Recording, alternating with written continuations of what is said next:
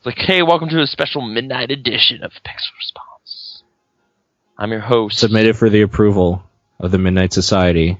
I call this podcast Pixel Response. Welcome. Oh, this is kind of a big blind spot in my childhood, so I get what you mean, but only just. I've watched one episode. Gotcha. In my entire life as of now, so yeah.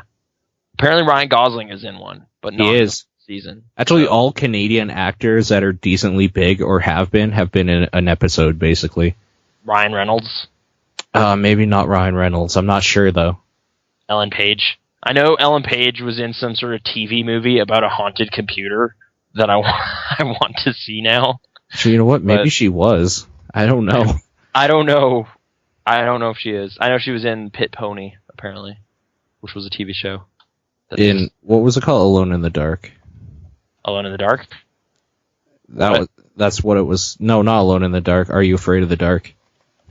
Oh, right. That's right. Alone in the Dark is a video game. And the movie. Christian Slater. Mm-hmm. Are You Afraid of the Dark? Television network, YTV. I don't think she was in one. But what was that weird computer movie? Okay. Yeah. So, Mia Kirshner, Bobcat Goldthwait. What? Ryan Gosling, Neve Campbell, Hilary Swank, Melissa Joan Hart, Frank Gorshin, Hayden Christensen. I'm just skipping people that aren't really that big. Jay Baruchel, Jewel State. Oh, Gilbert Gottfried. From Firefly. Gilbert Gottfried, Tatiana Ali. Yeah. And Colin Ferguson. I recognize that name, but I can't remember where. Okay. Man, this isn't even that long before she became famous. I downloaded a Ghost from 2004. I've heard of that, actually. Yeah. This sounds great, but it's probably not. But I still want to watch it. Is it wrong to download a movie called I Downloaded a Ghost? That has, some bad connotation with it, right? Maybe. It's, extra haunted. Yeah. Yeah, and it's not only a ghost, it's also, a computer virus. It's the worst. I downloaded a Ghost. And a computer virus. There you go. Oh, man. Could you imagine? Yeah. Downloading a ghost? There's bad CG in this movie. Ellen Page wins a trophy. She wins a trophy? Well, I don't know. There's a screen cap from it where she's holding a big trophy. So, something happened. Movies.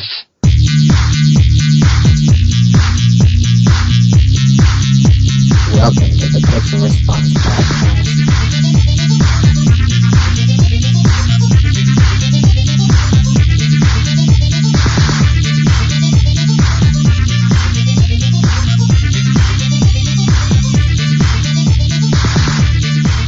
Okay, hey guys, welcome to August 26th of 2013. That's the day of the year. It is Monday. Hey everyone, it's Monday. So we still made it on time. It's Monday, but I am late because of employment reasons. How did that go? It went pretty great. I'm happy about how it went. Are you willing to share online? I don't think I'm supposed to with some just because it's not an official thing yet, but I think it went well. Wink, wink, wink, wink. You know? Sure, no, but are you willing to share where it was? So even if it doesn't work out, it's I didn't get it. Okay, movie theater. Oh, okay. Which one? Which brand, I guess, not which location. Yeah, I checked Empire today. They have 11 openings in the entire country, and that none of them are in this province. That's hilarious. Are they all in Toronto? Some of them no, it's pretty spread out. Nova Scotia. I think Winnipeg, BC, just all around us, but not here. So, what am I going to do? Cineplex, right? So I went with Cineplex, yeah. And nothing special really, but it's something, and I've had nothing for long enough to where I was getting a little nervous, so. Yeah, it's a reason to wake up in the morning. Well, I mean, I'd still actually, no, you're right, because I would wake up, but it would sometimes be the early afternoon, because who cares? But you wouldn't have a reason, I mean. Not a good reason, other than I should probably watch some movies or something. I only watched half of John Carpenter's Vampires. What happens at the end? Shitty reasons like that. Sure. So, Yeah, no, it's a much better reason to do things. Like it just provides a framework, like a skeleton for your life instead of just, I don't know, chaos. Whatever. Sure. Yeah. So hopefully that'll Well, and then work. all the days seem to blend in together because, like, you don't have time. Oh, and they just fly Right. past so weird. Like it's just like, wait, it's already Monday again? What? Yeah. All right. Like the amount of notable events that happened between this week and last week is like 12, and I wrote down all of them. So, like, nothing really. I played a whole lot of Miasmata. There you go. But see, like, at the same time, I'm unable to do stuff like that because there's nothing constraining my time not doing things important. So it's just like, yeah, I spent 6 hours doing that. Sure. It's good. It was important stuff. I watched Pet Sematary again. Why? It's just like, for part of this is like I've been looking for good background movies while I'm like polishing a resume or clicking through like Reddit or something.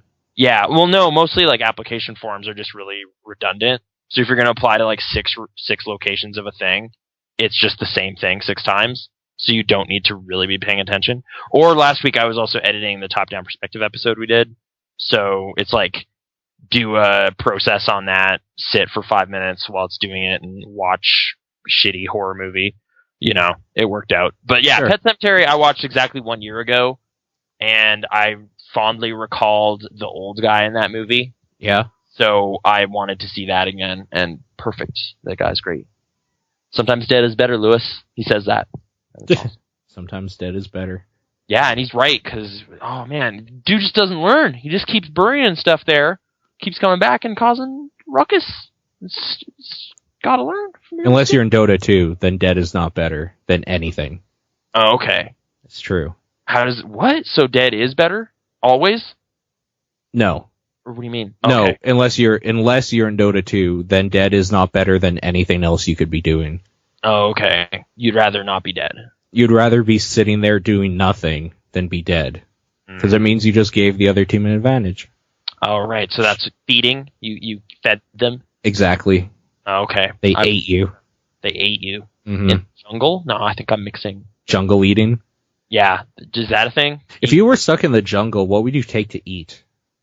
Well, if my name was Robert Hughes, I apparently don't need to eat. That's Sure. a Miasmata joke for all the fans out there. There you go. A little wink and a nod. Yeah.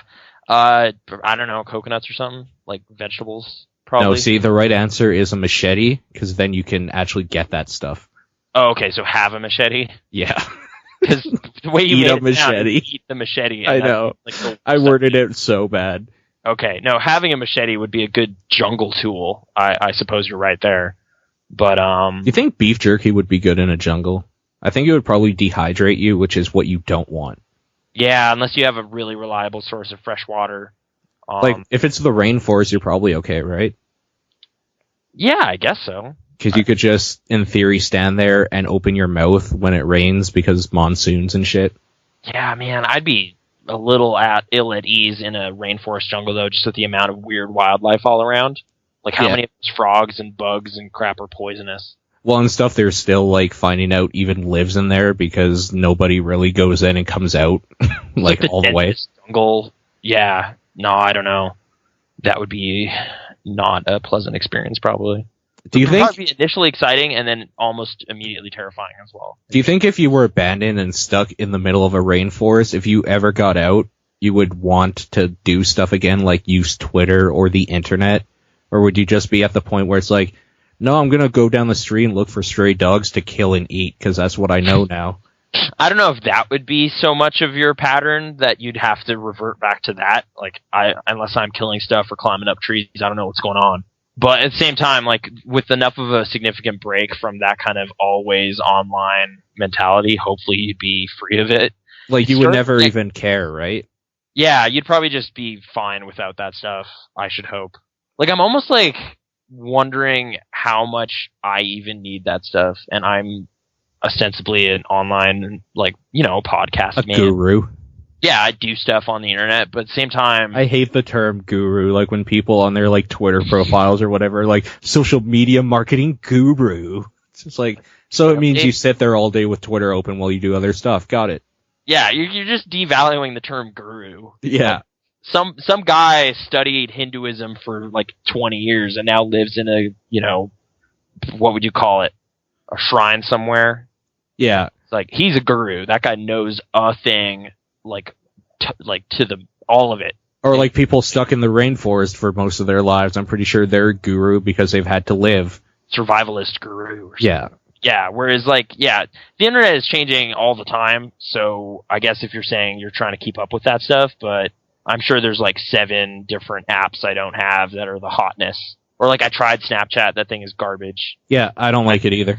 Why anyone thought that was the thing, but that was a thing. Vine, I don't make those. Should I make those? I've watched some. They're okay. Vine, I think, would be okay if you had Wi-Fi everywhere always. Yeah, or you have like the most data in the world. Well, like the US or whatever, if you have a free data plan or whatever, no cap. But like here, it's basically, I remember I loaded it up once, followed a few people, and then like, you know how if you look at your Facebook app or Twitter or whatever, there's a timeline and you can see everything and then you scroll down for more and whatever. Yeah. So I just wanted to look at the timeline for a second, and I almost hit my data cap for the day automatically. Right, 'cause it just starts loading all these little videos. It loads all of them. There's no like just screenshot at like a really low resolution GIF file or something, and then you can see, oh, that looks interesting. Click. It loads it. Yeah. No, that tripped me up. Like, it just came out while I was out at the Game Jam. So I had no Wi-Fi there, and I just was like, oh, I gotta check out the new latest hot trend on the internet. And then, like, a couple weeks later, got my phone bill, and I went way over. Like, one time. Like, I viewed, like, 3 and uploaded 1, and just shouldn't have done that. But that was enough. That was enough vining for me to like, get burned hard enough to wander off. But I don't know. Yeah, I guess if you're sitting at home with Wi-Fi, but I don't know. I don't know. And people are making YouTube compilations of, like, 30 of them. So it's just like, here you go, man. Weird. Some of the best vines I've found. I've never heard of that. That's amazing, kind of, though. Yeah, it kind of makes it maybe a little easier to just kind of see what that's about in giant chunks. So it's just like, what happened? What was the cream of the crop on Vine in the past month? Someone on YouTube will help me find this information. Yeah. Instead of having to scroll through, like, or subscribe to like 50 people. Sure. And hope they do. I don't like doing that anymore either. No, I know. But like, even on Twitter, like, the people I want to keep track on, like, you just tweet too damn much, guys. Jeez. Like some of them, yeah. Yeah, like even, smart, like, or maybe I need to further specialize my list. Like, I have a video game people list, and maybe I need to make, like, game theorists, or, commentators, review people, or this guy made a game. Just have Jonathan Blow on his own list.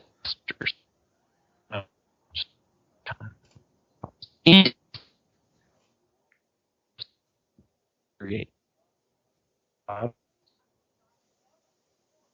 Paul? Hello? There? Yeah. Hey. Oh no. What's happening? Internet. It's happening. Internet's betrayal. Anyway. Twitter problems. That's the thing. I find the video game industry, quote unquote, people are the worst for that too.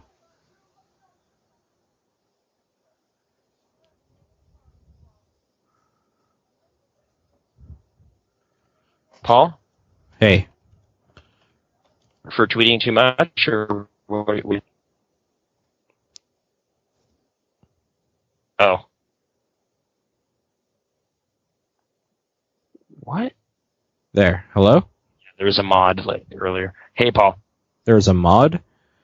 Oh, Brittany is looking at Reddit, and I'm explaining a joke that is a reference to another thread from earlier. Ah.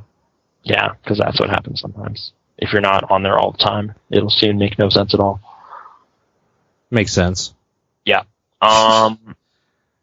Were you just saying game people tweet too much, or? No, yeah, I would say that, video game people seem to be the worst for that too, where they just like tweet nonstop.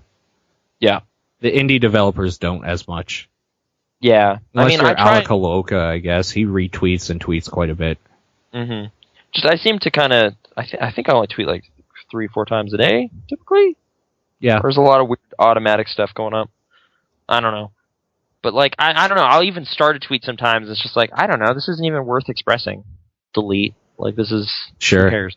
So, I don't know. Maybe if other people did that more. I don't know. I'm not trying to criticize any specific one person, but whatever.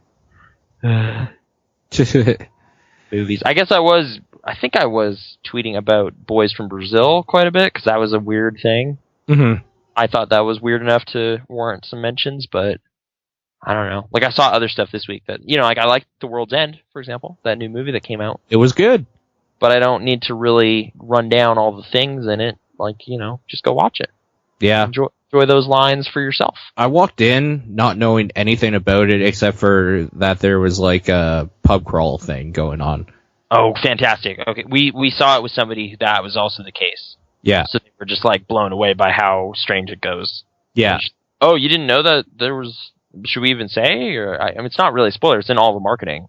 I'm just amazed you missed that. I don't look at marketing anymore, though. I don't watch trailers. I don't watch TV. Oh, okay. And I barely ever look at anything on the internet. Okay. So if we could preserve this experience for other people, a bunch of friends get together after like 20 years and go on a pub crawl in this town they grew up in. That they never finished before. Yeah, they didn't finish. They made it like 9/12, like 3/4 of the way through. Yeah. 9/12 simplification, guys. That's there like you go. Early math lessons right there. Let's say 75%. Yeah, 75% of the pubs they successfully stopped at. Well, at least some of them. Some dropped out further back than that.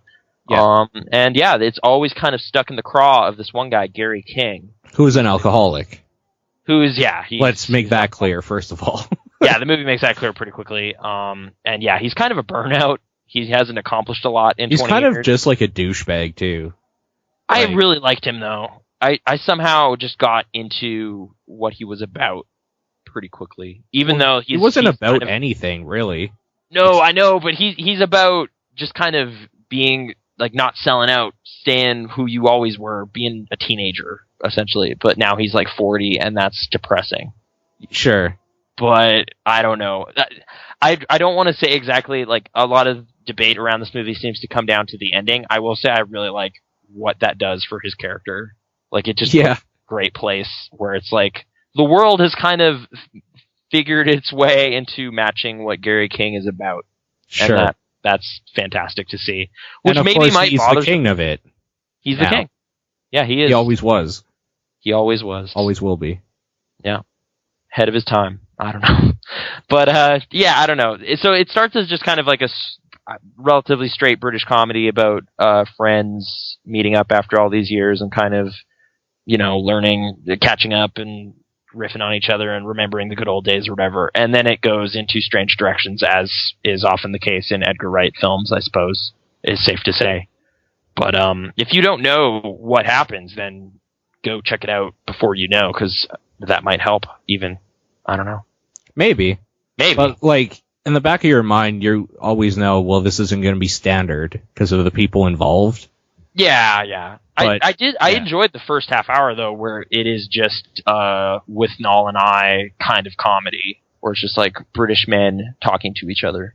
Yeah. No, I really like how they're really bringing British sensibilities in comedy over and doing like that for an American audience, even though, like, I don't know what showing you saw, but the showing we went to, there wasn't a whole lot of people that were really, like, laughing at a lot of this stuff, even though I thought it was great, because, like, British comedy is so weird with the timing that, like, if you're not used to it, maybe it seems off-putting or not funny, but it's quite hilarious when you get used to it. I don't know. Our crowd was pretty receptive to a lot of the big laughs that happen. At least past that first half hour. I don't know. I was enjoying pretty much the whole thing, but the audience seemed to be really reacting to some of the stuff that happens later. But yeah, I've definitely had an experience with a British comedy where the crowd just was not feeling it. That was The Trip with Steve Coogan and Rob Brydon. Like, there were maybe 12 people at the beginning of that show, and like turn around at the end of it, like I think all of them had left. Like midway through that movie. So that's maybe a little drier, a little weirder than, like, or not weirder, obviously, but like a little, just dry, I guess is the word. It's just like too existential and like meta or something Like, are they actors or characters? I don't know. This isn't funny in a way. I'm gonna leave. That seemed to be happening. This, I don't know. I didn't see that happening at this one, but maybe a bit more accessible then. And also, it's like bigger people. Like, I mean, Simon Pegg and Nick Frost. Nick Frost, yeah. I mean, Simon Pegg with Star Trek and stuff, pretty high profile. And then I guess Martin Freeman with Sherlock and everything lately, and The Hobbit. Like, that dude's pretty big. Yeah. So they're big names now. They're getting there. I'm trying to think who else kind of shows up periodically. Well, like Pierce Brosnan as their guidance counselor. So he was James Bond for a while. He was. Yeah. And the Matador. Mm-hmm. He was in the Matador as well. Just to bring that up out of nowhere. Remember the Matador with Greg Kinnear? Yeah. Yeah, Greg Kinnear. Mm-hmm. I actually no. I'm gonna make sure it's clear. I went into the Matador like pretty excited because I hadn't seen it for like years after it came out, and like people had been saying great things about it for like 6 years at the time. It's not that great. Yeah, it's okay, but it was kind of less than amazing. Sure. I don't like. Yeah, I don't know what I expected, but it was like so well regarded when it first came out by some people that I just kind of misunderstood what the hype was about, I guess. I don't know. Not a lot happens. It's just like he's a hitman, he meets this guy and whatever. Like for a movie about a hitman, not a lot of anything happens relating to gunplay or such. I need a little bit of that ultra violence in there, maybe. That's what I expect. So yeah, just a little bit. Yeah. I don't think that's unfair. Like, hey, maybe I should have been watching Saw 2 this whole time. Because I watched that. Did you? I watched Saw 2 this week. Weird. Okay. Yeah. Have you seen it before? No. Okay. This was another background editing movie, though, so I was only partially paying attention to it at times. That's probably for the best. Yeah, but I still picked up on, like, oh, that twist. Oh, man. Who could have seen that coming? Oh, with, what's her name? Yeah, The Apprentice. No, what's her actual name? I can't remember. I don't remember. Isn't it like Shawnee something? No, I don't know. It's nobody. Oh, is it the character's name, or are you saying the actress? The actress. She was in Becker. Do you remember that movie or that TV show? With Ted Danson. Oh, about the doctor? Yeah. No, yeah, I remember that show. No, she was the aloof nurse type person or whatever in that show. Oh, cool. No, yeah. I don't remember this actress's name. She plays someone from the first movie who was apparently in a trap and escaped, and then the meth head prostitute or whatever. Yeah, becomes really intrigued by Jigsaw's whole thing. Shawnee Smith, that's what it is. What is it? Shawnee Smith. Okay, awesome. Donnie Wahlberg that guy's so good. That's good. Not true. I'm just lying. I should really explain why I watched any of this. I watched Dead Silence because I was told the ending is hilarious. True. I can't remember the ending. I have seen it, yes, but I didn't like it. You've seen Dead Silence, the doll movie? Yes. Okay. Yeah. The one that, like, you can't say anything or make noise, right? Or it'll kill you. I'm trying to think what its whole... Oh, you're not supposed to scream or it'll rip out your tongue. Yes. Yeah, there's this ventriloquist doll that is basically possessed by this ventriloquist lady who wanted to turn herself into a doll. Sure. In the 20s or something. And she is basically harassing this one dude and his family for decades or something. The reason I guess I checked it out is the James Wan, the director of the first Saw movie, and more recently The Conjuring and Insidious and all that. So he's had a good streak of stuff lately. So it's like, hey, what are some of these guys' formative years? What happened? That movie's not totally devoid of okay stuff, but it's kind of just really dumb. Like it was like maybe like a high budget Tales from the Crypt episode or something at best at times, But I had okay time with it. And yeah, that dumb twist ending at the end is super dumb. So what's the twist ending? Yeah, okay. Spoilers for Dead Silence, 7-year-old horror movie. I guess not very good either. That's not very good, so I might be saving you some time. But if you're intrigued by, hey, ventriloquist doll, that's awesome. That sounds great. It's available on Canadian Netflix, so if you can figure that out. And skip ahead maybe 2 minutes, because this isn't going to take very long. Yeah. So at the end of the movie, they reveal that for much of the film, that the main character's father was actually a puppet. Oh my god, yeah, that's right. Yeah, the evil stepmom carved out his innards and turned him into a ventriloquist dummy. That's so good. Using him. And that's the thing that freaks out the main character enough to finally scream at the end. So his tongue gets ripped out, and he gets turned into a doll too. So good. So good. It's actually kind of great. Like that was final minutes. Like that was the reason this movie was like pitched to me. Basically, it was like it is really stupid, but man, that ending. And I was like, all right, you got me. Like I need to see what happens now. And you don't feel like you were ripped off, because that ending makes up for all of it. It swings for the fences in stupid ways, and it was pretty funny. Like it was pretty great. Sure. And whatever, like there's some like stylistic flair here and there in that movie. Like it is not a complete waste of time, but it is kind of one of those horror movies where you kind of need to know it's not going to be like a stellar experience. It's mostly terrible, but not without some merit, I guess. I don't know. I think I've brought this up before, but I've been reading Stephen King's book about horror recently called Dance Macabre. I just finished it this week, and in there he basically makes the same observation like 30 years earlier, where if you're a fan of horror movies, you're kind of going to have to dig through a lot of terrible stuff, and you'll kind of build up a tolerance to shittiness that some average moviegoers might not have. Oh, you don't build up a tolerance, you actually build up a love for them. Like a bit of a taste for it. Like it's just like, this is great, terrible. This is it right here. And like 9 times out of 10, the person you say that to will be like, you're an idiot. This movie is a total waste. But yeah, I guess maybe if you're a horror person, you might also find something of interest in here. I don't know if I'd consider myself a You horror, won't. But I'm getting there. I would consider myself one, and you won't. Just that ending. That ending's enough. Really. That ending is the thing. So if someone has done good work and posted the last 5 minutes of that movie to YouTube, maybe just watch that. You don't really need context because it does that great, in case you weren't paying attention, here's the flashbacks necessary to understanding this twist thing. Sure. So it spells out exactly everything you need to know in the final minutes. You know what kind of does that too? Like all the Shyamalan movies? Dark Skies. What is Dark Skies? Is that the Nazi thing? No, it's Iron Sky. Yeah. Okay. Did you not see Dark Skies? It was like birds? No. There was a trailer a long time ago. Oh, wow. When the movie came out. Yeah, Kerry Russell and Aliens? Yeah. Okay.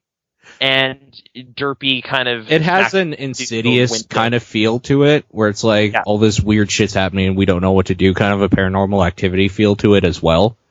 Okay. But, Aliens, dude. They're there. Aliens. Yeah, the trailer basically makes it clear it's aliens, so I don't think... Oh, no, they for sure do. Okay. Do they make that seem like a reveal in the movie? No, that's not a reveal. I mean, it is to the characters, but you kind of knew all along because you're watching a movie about aliens, so it's going to be aliens. Okay. Is it good alien stuff? Is it worth checking out? Yes and no, maybe. Like, paying money for it, like if you bought it on Blu-ray, you might have got had. Okay. If so you don't go that far. If you can watch it on Netflix or like find some internet site that might have it or like something like that. Yeah. It's probably okay because it's only about an hour and a half long. I guess that's a big factor for me too. Is it's like, all right, is this more than 2 hours? Because no, come on, like, yeah, okay. No, it's not. The acting in a lot of parts are really dumb, but it has J.K. Simmons in it as like the crazy alien guy that actually knows what's going on. Mm-hmm. So that's kind of great. But like this almost like there was a pretty mediocre movie in like 2004 or something called The Forgotten. The Forgotten, yeah. And more. Yep. And I still kind of enjoyed that because the final reveal was aliens. So I have a pretty high enthusiasm for aliens, so that might kind of buoy. That's not the final reveal in this, though. Like the alien right, but I mean, anything kind of riffing on extraterrestrial business, like that's already more interesting to me than 9 plots out of 10, right? So yeah, like I could get into how it ends, but I don't know if you'd want that or not. No, I think the trailers earlier this year were silly enough that it was like, yeah, let's watch that. That looks silly. Let's watch that. So I might. I mean, basically, the whole time that they're going after one of the kids. The kid? Yeah, the kid. What about him? No, like, the whole time, you basically know the whole time they're going after one of the kids, like the kid. Oh, okay.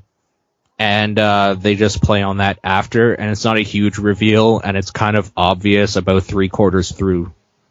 So, I don't know. It's not a huge spoiler or anything, but I'm not going to say it anyways. I don't know. It's okay. Mm-hmm. It's only okay, though. Who's all in? I mean, other than Kerry Russell, like who are the Josh Hamilton. Oh man, awesome. Okay. And J.K. Simmons are like I like J.K. Simmons. Are the bigger names. This Dakota Goyo or whatever that plays one of the kids. Apparently he's been in something else, but okay. I don't know what that could be. In fact, I'm looking it up right now. Real Steel. He's apparently the kid in that. Oh, okay. Yeah. Which, I mean, I was excited for Real, and they started amping up that kid's presence in all the movie trailers. I was kind of scared off of that movie, despite hearing it's pretty great. Yeah. Yeah, Brittany just gave thumbs up to Real Steel. So apparently Real Steel's fantastic. I don't know. That kid bothered me. It's like, what? There's a kid in this movie? Kid actors in general. I agree with you. A lot of the time, yeah. There's exceptions. Like the kid in Mud is really good, but that is the exception to the rule. Yeah. So, yeah. Okay. So, Dark Skies. I forgot that was the name of that movie. It gets 1 thumbs up out of 2. Okay. It's completely mediocre. 5 out of 10. Perfect. That's exactly where I like it. 5 out of 10. Yeah. I don't know if I'd go. I think I actually would put it around there, even though some people declare it total garbage. The Happening. Okay, I'm just trying to remember which one this is. Is this Nick Cage? No, this is Knowing, M. Night Shyamalan. Right? What? That's Knowing or whatever? Knowing is legitimately great. We won't get into why here, but yes, Knowing is a movie about, the end of the world and stuff, starring Nick Cage. This is The Happening, starring Mark Wahlberg, about plants. Yes, I do remember this one. Okay. Yeah, it's not good. It is kind of spectacularly bad at times, but not even really enough to make it worth watching, though. Not really, but at the same time, Mark Wahlberg's clueless performance is kind of worth seeing if you're a fan of seeing acting gone wrong, maybe. Like, he's just wrong. That's like, what he does. Like, hey, let's get meat-headed guy to play a science teacher. And it's just like, this is already off to an amazing start. And, amazing stuff comes out of his mouth for 90 minutes, and then it's over. And Zooey Deschanel is not much better in there. It's just a weird casting choice. Oh, you mean Katy Perry? Oh, you mean Katy Perry, because those two look exactly the same. So I'm pretty sure they're the same person. Yeah, so it might have been her scenes, I'm not really sure. But, it's, essentially. I think Katy Perry has bigger tits, though. I guess, but, there's some close-ups and stuff, so you can't really keep track of that the whole time, interchangeable. Sure. But I'm sure there's some new girl fan that's really upset at us right now, but I don't, so I just know she's a person. M. Night Shyamalan, he has had a tough couple years, I guess. 8 years maybe, gradually getting angrier at him to the point where After Earth was kind of a bomb this past summer, and I guess he's kind of done. I don't know. I'm sure he'll find work somewhere. But, I don't know. I liked Signs. Remember that one? Signs I liked. If you liked Signs, you might find something in Dark Skies. It does very much the methodical, like, we don't know what this is, but we gotta kind of prepare for it. Oh, okay. So it does that okay. Like, if we're gonna go based on that, both movies do the, like, alien reveal quite late and to the end, almost. Okay, like, what do they look like? Yeah. Cool. And, like, when there's an actual, like, encounter sort of thing, everything else is very much like Cloak and Dagger. They're just kind of, like, fucking with them. Yeah, like, we just missed him, or, like, some weird effect of them being around is happening, but you don't actually see. Exactly. Cool. Alright, that's a comparison point, actually, that I don't know if anyone had made. Probably, but I just didn't pay much attention to Dark Skies. But anyways, Shyamalan, since Sixth Sense, I think he's been struggling to find his footing, to find something that people will talk about as highly regarded. Yeah, it's kind of that thing where you peak too early and everyone will be kind of measuring you up to that one. Well, it's because the problem is he does the same formula for every movie. Yeah, or at least he relied upon it way too often early in his career, so everyone expects the twist now. Like, that is his thing now. To the point where it's a terrible, run-out internet joke. But yeah. I like The Village for different reasons than he normally does. I never even saw it. It's another movie where I guess there is a late plot reveal that kind of changes some things, but it still holds up as a story if you watch it again. Which I don't know if I would actually say about some of them. Sure. You know? Whereas The Happening, like, it's not so much a reveal as to what's going on, although I guess it tries to do that. But when it does, it kind of becomes a bad joke.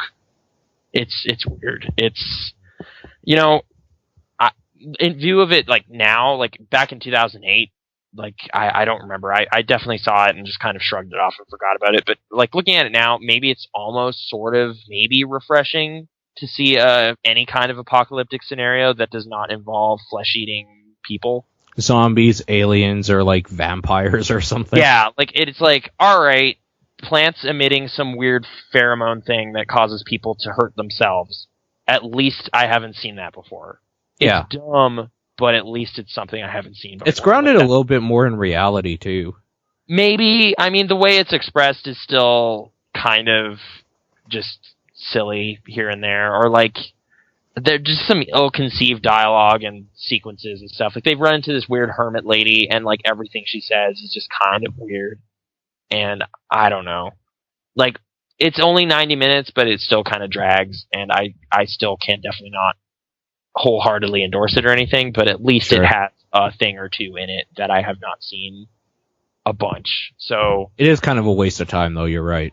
yeah. I'm ready for robots. I think that should be the next wave of things we see again. I mean, I know Terminator's been here this whole time, but I'd rather see... I almost gave a spoiler, but yes. Yeah, I'd rather just see murdering machines than people again. Like, I'm tired of zombies. They're just, I don't know. I just, between all the media I consume, like, maybe that's the worst part. Like, you know, there's someone out there who only watches movies. So they're like, it's not that bad. There's only been a couple this year. World War Z. And it's like, yeah, but if you also play video games and also read comics and also watch TV, it's just everywhere. Yeah, The Walking Dead, specifically. Yeah. Like, it's getting a bit much. So, and I've been saying that for years. Like, complaining about how played out zombies are is played out now because it's been played out for so long. So I don't even know what to say anymore. Well, zombies were played out in the 90s. Probably, yeah, maybe. They were. Really? Yeah. Okay. All the Romero movies and all the copycat movies like that, Those are already happened. what's it called? The Return of the Living Dead series that was kind of more spoofy and, like, gore porn than, like, actual horror. Yeah. A lot of stuff Like, did zombies back then. like, just going back to older stuff, like, it's just, you know, where weird possessed children or something. Well, I guess there's been plenty of those too, but I'm specifically referring to Village of the Damned type shit. Yeah. Like, that was cool. Like, even if that movie is kind of bad, like the 90s Carpenter one, like, it's still just like, yeah, whatever, man. This is not a zombie. You know what was kind of cool about Children of the Corn? I should watch Children of the Corn. I've been thinking about watching Children of the Corn for a while. Okay, then never mind. Okay, but you're saying that's different? Yeah. Like, I'm No, watch like, Jeepers. I mean, it's pretty obvious, I guess, because of the content. But, Yeah. like, those kids aren't possessed in that. They're just a cult. Okay. Which is kind of nice. Like, Yeah, it's kind of I'll nice stick that with it's just like, no, this is just like outsiders coming in at the wrong time, at this wrong place. Yeah. And now these people that grew up with this way of thinking have to, like, sacrifice someone for their harvest or something. Mm-hmm. Yeah, so, like, Yeah. it's nothing to do with Also- paranormal stuff, just crazy people. Like Rosemary's Baby, weird cult. They just love Satan. Like, They have- just love Satan. Yeah, they just think he's so cool, and they just want to hang out, and maybe they'll sacrifice you. So don't, you know, maybe watch out. Maybe watch out. But yeah, I've been thinking Jeepers Creepers. I'm gonna go back and watch that. Jeepers Creepers is fantastic. That It's this movie is weird so good. Monster Man. It's just, I don't see those. He drives a anecdotes. giant truck. Like, it's amazing. Yeah, he's got a big crazy truck. He can fly. It's just stupid, but at least they made a thing. They kind of ginned up their own monster. I'd rather see that. So there's a game that's out that I've been meaning to play. Like, it's been out forever. Yeah. I've been meaning to play it recently because the more I remember back on it and looking up old trailers of it and stuff, I just want it so bad right now. It kind of goes in line with what you're talking about. And it's obvious right now I'm padding because I'm trying to find what the name was because I kind of forgot it. It's called Ill Bleed. Okay. On the Dreamcast. And it's basically just like a House of Horrors thing. Like, but like all manner of horrors. Yeah, no, but like, so the basic premise is that there's like this horror movie fan club or something at this school, and then 3 of the students or whatever go in, and the leader of it's like, nah, I'm good. But like, they all got tickets for it, and then they go missing, so 3 days later she goes in to see if she can find and help them or whatever. Okay. And each level is a different quote-unquote movie theme in this theme park, and the idea is there's no real combat, like the combat's really bad, so it's mostly just you're investigating these creepy like horror movie themed like attractions or whatever, and there's traps everywhere. So you have a health bar and a like heart bar or whatever. Like you can die from mental shock or from bleeding out. Like your guy gets too scared. Yeah, but like everywhere you go, there's like traps and stuff, so you got to use this like these glasses that find them so that it negates any like damage you take from it. But I really like that idea where it's just like walking through a haunted house and like there are a few enemies, but really the thing that will kill you is just being scared of all the weird shit going on. Okay. So yeah, it's just one of those stupid looking games that's like, no, if you want like thought-provoking horror or something, you'll probably go with Silent Hill because there's a story underlying that and dealing with like someone's psyche and all this shit. But if you just want to walk through a haunted house and like there's blood and gore and weird shit everywhere, it's this game, and I want that game. So Ill Bleed? Ill Bleed. ILLBLEED. Is it the way it plays comparable to Resident Evil or anything, or apparently it's not tank controls. Okay. You should look up a trailer for it though, like later. Yeah, the Dreamcast, like I don't remember hearing about it. Because the trailer for it is amazing. It's a trailer like it would be for like an old B-movie drive-in thing. Okay. So it's just fantastic. But horror Weird. games. This is the first I've ever heard of this. Do you own it, or is it just a game you played back in the day? I never played it. Okay. So no, I don't own it, but I have acquired it somehow. Maybe you should just come over and we should play it. Okay, I'll check out stream it or something. Weird horror game. Hey, what's that? I guess like speaking of Monster Club, what is that movie that's like post Goonies, but it's about a bunch of kids who have affinity for monsters and go looking for monsters? There's like Dracula and the Wolfman and all these dudes are in it. Oh, like late 80s Monster Club. Is it actually called that or something? That sounds really familiar. Something along those lines. Monster Club. You're looking up Monster Club? That is not what it's called. Monster Clubhouse is a Muppets related thing. So there you go. I bet that's better. Yeah, maybe. I apologize to our listeners for not being able to direct them to this movie. Unless, and of course, if you type in Monster, you get Monster University. Yeah. Because that is the important stuff right now. So is it a kid movie? Kind of. I think it was PG-13. Like, it's kind of young adults type thing is who it's appropriate for. Was it called The Monster Squad? Monster Squad. That's the name of the movie. Is that good? People say it's pretty good. I don't remember it because I saw it when I was a kid. So, yeah. But yeah, people do say it's good. You're right. Like, it seems to have held up to some extent. People bring it up on occasion. Tom Noonan's in it, and he plays Frankenstein. So I'm wondering if he plays the monster then, because he is often miscredited, right? Yeah. Yeah, I'm assuming that's what it is. But anyway, Monster Squad. Maybe it's good. I don't know. But that also has a variety of monsters in it as opposed to just one monster that you already know what it's all about. I like the idea of that. Like, that's why I like the Monster Mash. Yeah, Monster Mash is a great song. Like, why don't more video game creators take inspiration from the Monster Mash instead of George A. Romero? And I just like the idea of a whole bunch of monsters hanging out and having a party. Yeah. Because what else are they going to do on the off time? People for stuff. Yeah, I don't know. Monsters Inc. I'm not as into.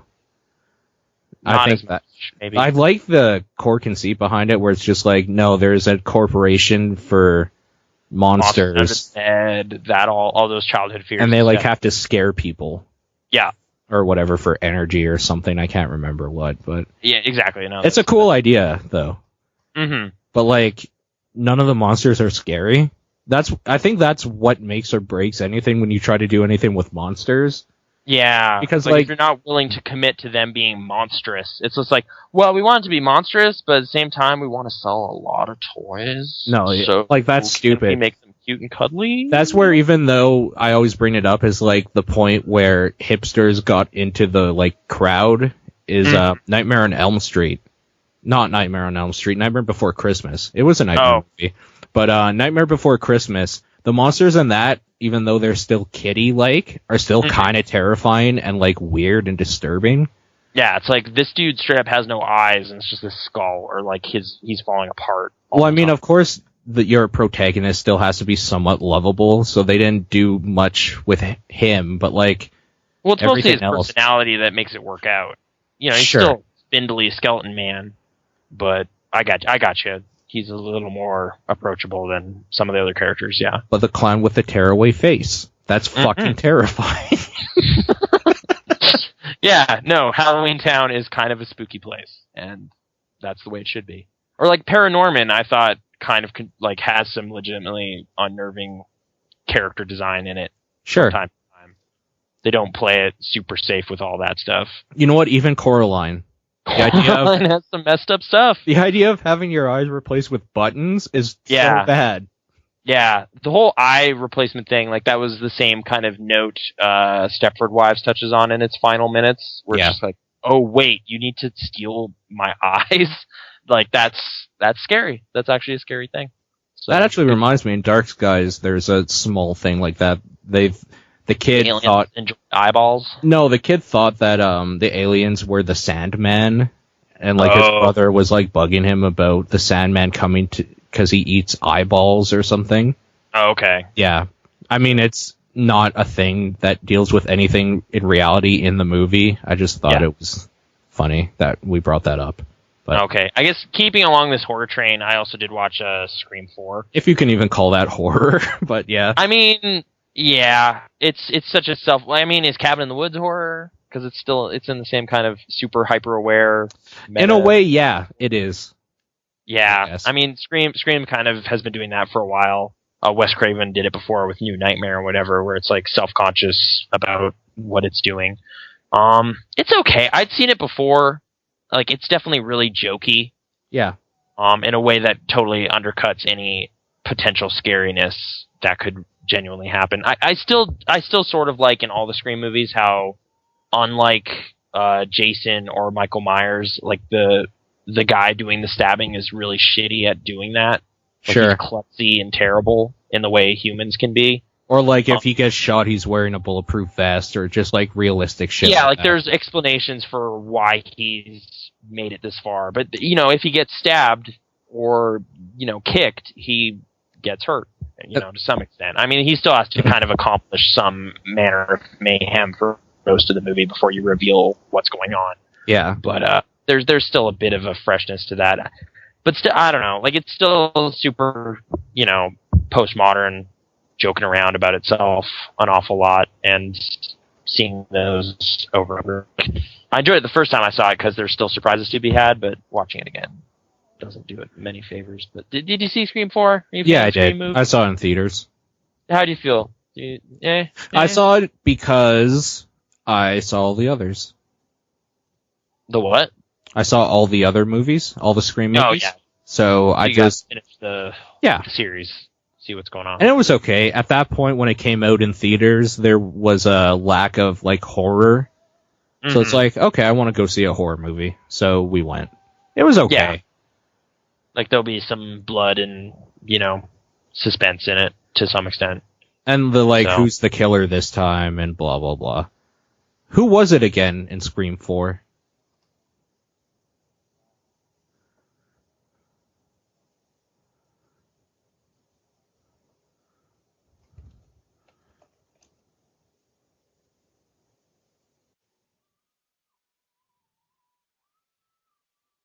Hello? Hi. I'm back. We're back. We're back? Yeah. Are we good? Yeah, we are. Okay, so the last thing I asked is, who was the killer again in Scream 4 anyway? Spoiler alert for Scream 4, came out 2 years ago. It was, essentially, it was Emma Roberts. Emma Roberts. It is, Sydney's young cousin. Right. Why Yeah. again? She's jealous of how famous her older cousin is from all the Sure. that happened to her. It's actually an okay commentary on how dumb fame is. Because it's just like, you don't need to do anything anymore. You just need something weird to happen, and then ride that to the top. So she plans to kind of set herself up as the next victim in the family line. So she hurts herself as part of all the stabbings and betrayals and shooting people that happens, and plans to kind of become a media darling and write books and do all the same dumb shit Sydney ended up doing over the past decade. True. Yeah. But genuinely, because she didn't plan it. Whereas, yeah, her cousin is insane. And it's an okay reveal. It's okay. I literally just ruined the movie though, so I apologize to those that didn't take warning, I guess. But oh well, whatever. Watch that first Scream movie. That's really the. I was talking to somebody about this, and the first Scream movie still is genuinely kind of terrifying because it isn't a monster. It's just two crazy kids. Like, they could be the kids in your class dressing up and killing people. Still predates Columbine and all that, so it's kind of interesting. Does it really? Yeah, it's 96. I never even thought about that. That's so weird. Yeah, but it's knives and weird masks, so it's, that's okay. Yeah. But, once it gets into guns and stuff, it's a little more collar pull and all that stuff. But, yeah, no, that is kind of weird. Like, the enemy among you kind of thing. It's a good whodunit mystery movie. That's the main reason I enjoyed them. Is because, it's the kind of movie where they are deliberately setting up red herrings and misinformation for the audience to kind of keep guessing the whole time. So you're kind of like, I think it's this guy, and then you're just pretty convinced it's that guy, and then it's sort of that guy, but not really. Like those kind of things. Yeah. Some fun stuff there. But I guess, again, you can only really watch that once, not knowing, so. I saw the first Scream movie, I think, 36 times. Wow. And I can't remember why. I could see it being, a good party movie, maybe? Get a bunch of friends together? I think that was it. There's definitely, my movie for that, recently, I don't know. Identity is fun for that. Identity? Alright. It's just doofy, and it keeps kind of messing around with horror conventions in a sort of way, but then it's also kind of stupid. I enjoy that movie. It's a fun movie. Yeah, it's okay. Yeah. It's nothing to take seriously or anything. It is just a movie that has a bunch of characters trapped at a motel, and then murders start happening, but what's really going on? They're all to blame. Yeah, and it's that sweet spot. It's 90 minutes long, so it won't waste too much of your time. Sure. Yeah, so even if you hate it, you're just whatever. So you can't hate it that much. Yeah. It's 90 minutes. You could watch it as you're waiting for supper to cook. Yeah. You're just I put this thing in the oven. What are we going to do? Why don't we watch Identity? And then you eat a good meal after, and you forget about the movie, and you're good. Yeah. Yeah. It just, doesn't hurt anybody. It's just a totally cool little thing that happened. Yeah. There you go. Horror movie rundown. Speaking of spooky houses. Yes. Ghost-filled, perhaps. Yes. Ouija boards. How do you like Gone Home? It was good. Okay. Did you play it, or did you commit to the plan and watch Aaron play it? Well, we both played it. Okay. Did that work out? Was that a good? It was good fine. way? Okay. Because I told her to go look at this or go over here, and then she would be like, no, I missed something over here that I didn't notice before. Mm-hmm. And then I was like, oh, okay. So I think we were able to sweep better. Okay. Did you feel you had an interesting kind of narrative experience digging around in the basement? Yeah, that game isn't worth $20.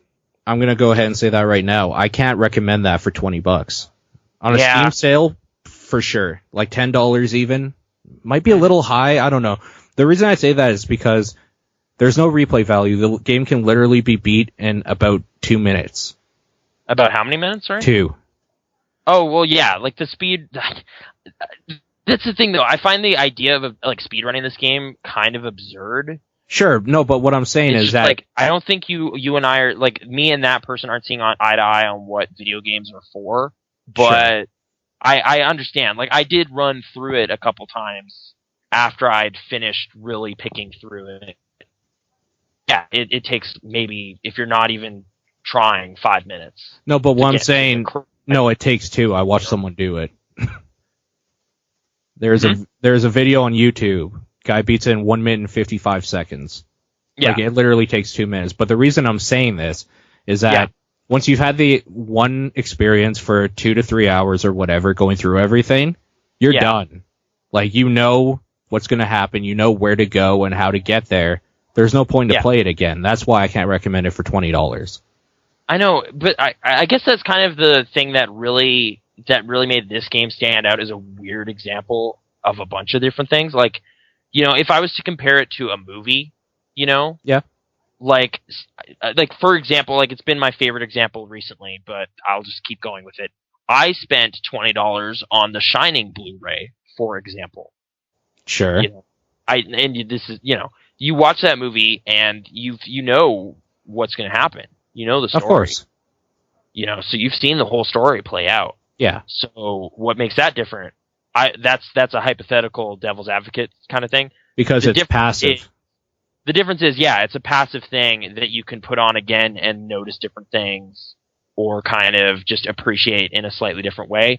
Whereas because Gone Home is an activity, it's like a weird deja vu sensation when you play it again. No, I mean literally without you doing something, you don't get anywhere. So it's very active. You have to do everything. Yeah. So it is kind of a weird, unique problem that game gives itself because, you can never play it again effectively. Like, it is ruining itself in a way. Provided your goal is to play this piece of software a lot. Sure. It's kind of not going to work. Oh, if your goal is to play it more than once, you shouldn't buy it. Mm-hmm. Just straight out. What's that? Sorry? If your goal is to play it more than once, you shouldn't pay money for it. Just straight out. Because you're chopping up a lot. I can't understand you. Sorry. Is it better? Hello? Hello? Okay. Is it any better? A little bit. Okay. Maybe? If your goal is what? Is it better? Can you hear me? Yeah, I can, yeah. If your goal is to play it more than once, you shouldn't be spending money on it. Like, you should just know outright that you're not going to. Yeah, it is kind of a strange game in that respect. Like, I will say, like, all of its narrative content is expressed to you in such a way that, like, you'll probably remember it. Yeah. So that's a good thing. Like, that goes in the pro column for me. But the con, I guess, is, like, you'll play it once and then that's it. So, it's such a strange, like, subversion of a lot of expectations for video games. Like, that's kind of why I was bringing it up in, like, comparison to Walking Dead, which is another story-heavy thing. You know? So, like, the narrative of that game, once you've experienced it, going through it again won't ever be as interesting ever again, you know? But there's still branching paths in there and different story stuff. And, you know, you could say there's different paths here because you can find the story out in the same way, but it's not dynamic. It is a static story. Like, there's a finite amount of stuff to see in that house. And once you've seen it all, you've seen it all. Yeah.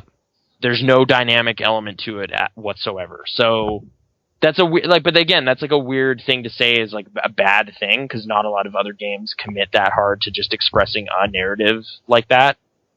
So I'd still kind of overall say it's a success in some way, but it's kind of been a thing. I think there was Ben Kuchera wrote a thing about it or whatever, and I saw that echoed on a forum somewhere about calling people out for being like apprehensive about short games as being kind of a jerky thing to do. No, that's not the reason why you should be apprehensive about it. $20 is a huge stepping into thing.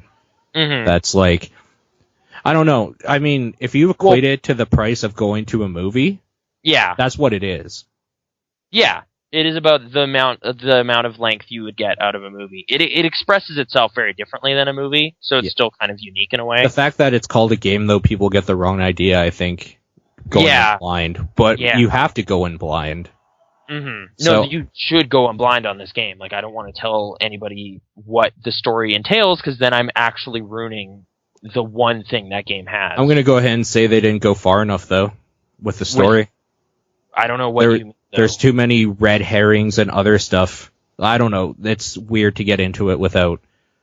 Well, but like it also kind of becomes like a bit of a relative experience, because it's like, well, maybe you just missed something, you know? Like, I don't know that because I wasn't there for your experience. Yeah. So it is kind of neat that way, because like it's like everyone has like a weird shared experience of arriving late at home one night and then looking through this house, but whether or not we all found the thing that made that interesting to us. Isn't it kind of hard to miss some big stuff, though? Yeah, like some of the stuff is clearly kind of more important than others, but like I haven't really gotten into like the details of any of the plots or whatever, but like I found one or two of the I found one of the family members very interesting and the others less interesting. Sure.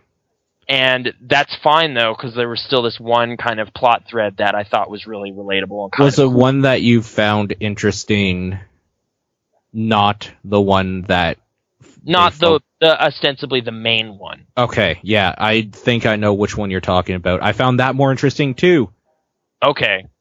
Wink, nudge, like, hopefully we're on the same page here. But, I'm wondering if we should just do a spoiler cast, like a 20-minute quick thing. That's the thing I'm a little worried about, though, because like with this kind of smaller game, it's like the same with like live streams and let's plays of it. Like it seems kind of sabotaging the thing, and because I like the thing, I don't want to do that yet. How's it sabotaging it if it's a full thing though? That's like, hey, if you haven't played this, don't even bother. But people like, I kind of want to hear what other people have to say about it now. Right. I guess we could still kind of like set it aside as a thing that's like, hey, if you want to play this. Like, I think you should, maybe, you know, I think you should, generally speaking, but you know that this is for people who have played it, essentially. This is for people who have seen what Gone Home has, and it's a couple weeks out, so if you want to do it, we can, but I'm just, you know, it's a bit touchy topic for me. And then I'm going to go ahead and say it's not even as important as I think you might think it is. It's a good experience, but it's not like... This is the dynamic way games should go, because I don't agree with that. It's not dynamic. That's kind of my problem with it. Yeah. Because, well, I mean, it's like it's such a weird, frustrating thing with some games. It's like, well, you spent so much time cultivating this story so that it goes this specific way. Yeah. But the cool thing about video games as a thing is I'm supposed to be the star. You're supposed to kind of make it the story. Yeah, which, I mean, they kind of fall in this weird midway point where they make you like sort of like a Valve does or something, where they make you feel like you're driving the experience, but you aren't. And if you're well versed in how video games play, you know that you're not pretty quickly. Yeah. You know, like you're like, oh wait, there's a locked door. Okay, this is actually just a video game. You know, like It's still kind of guiding you through its own story in a very deliberate way. Like it has to. Like certain revelations can't happen until you're at a certain place through the story, and it is kind of weird that the story has a path through the house, you know? Maybe if I just say this, there won't be really any spoilers, but there's one door that's locked, like right in the main entranceway, that like if it wasn't, there's no reason to go through the first hour and a half. Okay. However, I guess I guess I'll have to give the game another credit, because it does enable the player from the minute to unlock all the doors in the house. You could have experienced the story literally like in a non-linear way if you chose to. The default experience is the one we're talking about. Yeah. So in a way you could view that as kind of like what the author intends or whatever. But well, I mean, I will give them tons of bonus points essentially for giving all those weird modifiers up front. I thought some of those were really, really cool as ideas, you know? Yeah. Like turning off kind of glint on items and stuff. Wait, there was glint on items? Well, yeah, like when a drawer lights up kind of thing for you to open it, like shows that active, you can turn all that off. Like they have a lot of cool like mods essentially in there that make the game even more strange.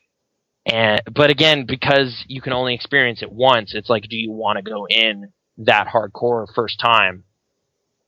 You know, you could, but yeah, I didn't, and now I can never have that experience essentially, which isn't so weird, you know? Like, yeah. But yeah, paths, like it's still a path. There is a path through that game that is pretty clearly defined by the people who made it. Well, I was speaking specifically of a door that you have to unlock from the other side. Like, that's very intentionally like, no, you have to go through all this other stuff first before you can get into this area. Yeah, and I will say I actually found, like, was basically impeded by that pretty early, because I found a plate in a room, and I was like, oh, well, I'll use this as an excuse to go explore downstairs. I'm going to take this plate to the kitchen, like I was a person in a real house. Sure. And then I was like, oh, I guess the kitchen's behind this locked door. So, yeah. Like so I guess I didn't want to go that into detail, but yeah, the door I'm talking to is the door going to the kitchen. Right. If anybody even knows what that means. That doesn't really inherently spoil anything. Just I guess. In the default experience, you can't go to the kitchen right away. What does that mean? What's in the kitchen? It doesn't matter. Like, that's just a thing. There is still some subtle gating happening in the way the story plays out.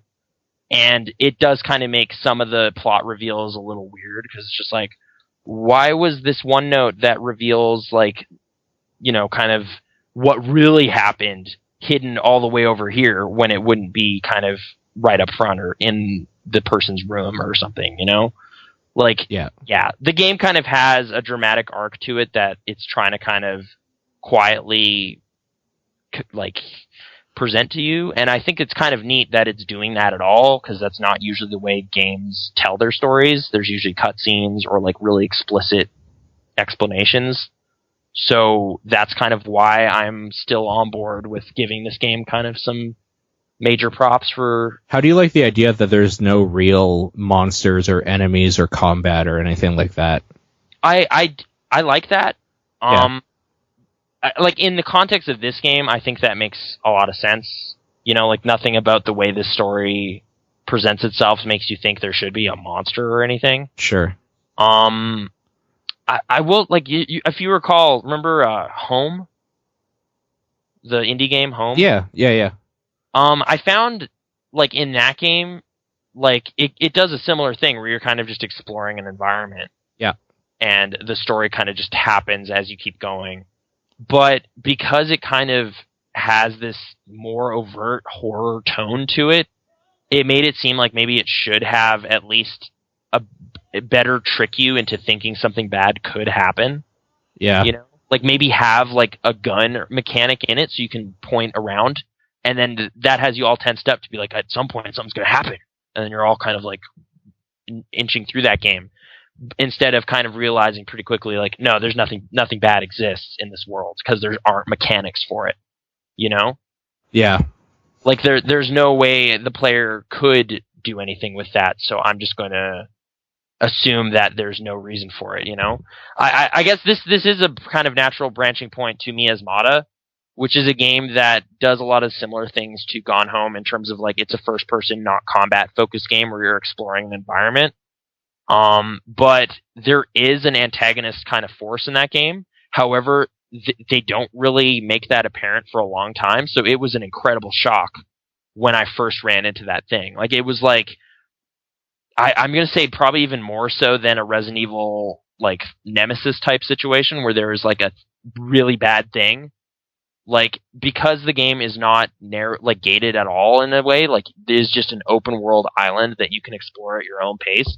It is completely up to just random chance when you will encounter the thing, if you encounter it at all. At least that's how the game presents itself. So, like, there might be some kind of behind the scenes Slender Man type tweaking going on with that. Like the more objects you find, the closer it gets to you or something. But that is never 100% clear to me. So I think I just kind of stumbled onto the creature naturally, which made for like a pretty amazing experience. But okay, back to Gone Home though. I will say like there's a weird kind of specific narrative problem I have with maybe how that game goes. What if you just left the game on for 8 hours? Would it end? I don't know. Because like it should within the confine, like within the story that you find, it should. But I don't think there is actually a day-night cycle, so it's kind of a trick. You know, it's a bit of a. But again, I haven't left it on for 8 hours, so maybe it does. Ooh, if it does, that would actually be huge. Like good, like props to them for committing to that. Yeah. Yeah. I don't know. Like it's still, I still feel like we're kind of weirdly beating around the bush, but like I'm not actually even sure we are. Like how do you express how that game's story goes without kind of just you can say vaguely, like you basically just find the story in notes and like the environment, and finding it is the gameplay that game has to offer, and that's it, and then it's over. Yeah.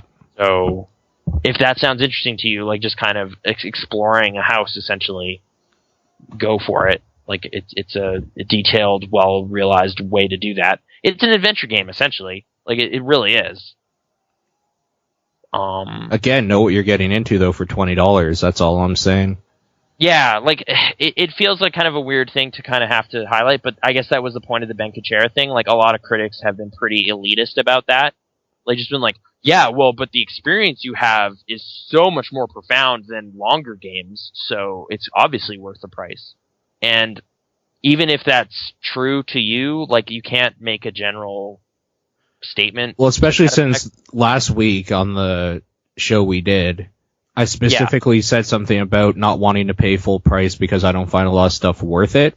Yeah. So, like, I almost feel like a hypocrite with this game because it's just like, well, like, it's probably worth it. However, I probably should have waited for it to get cheaper, maybe. But then the thing I was worried about is having it spoiled in that time.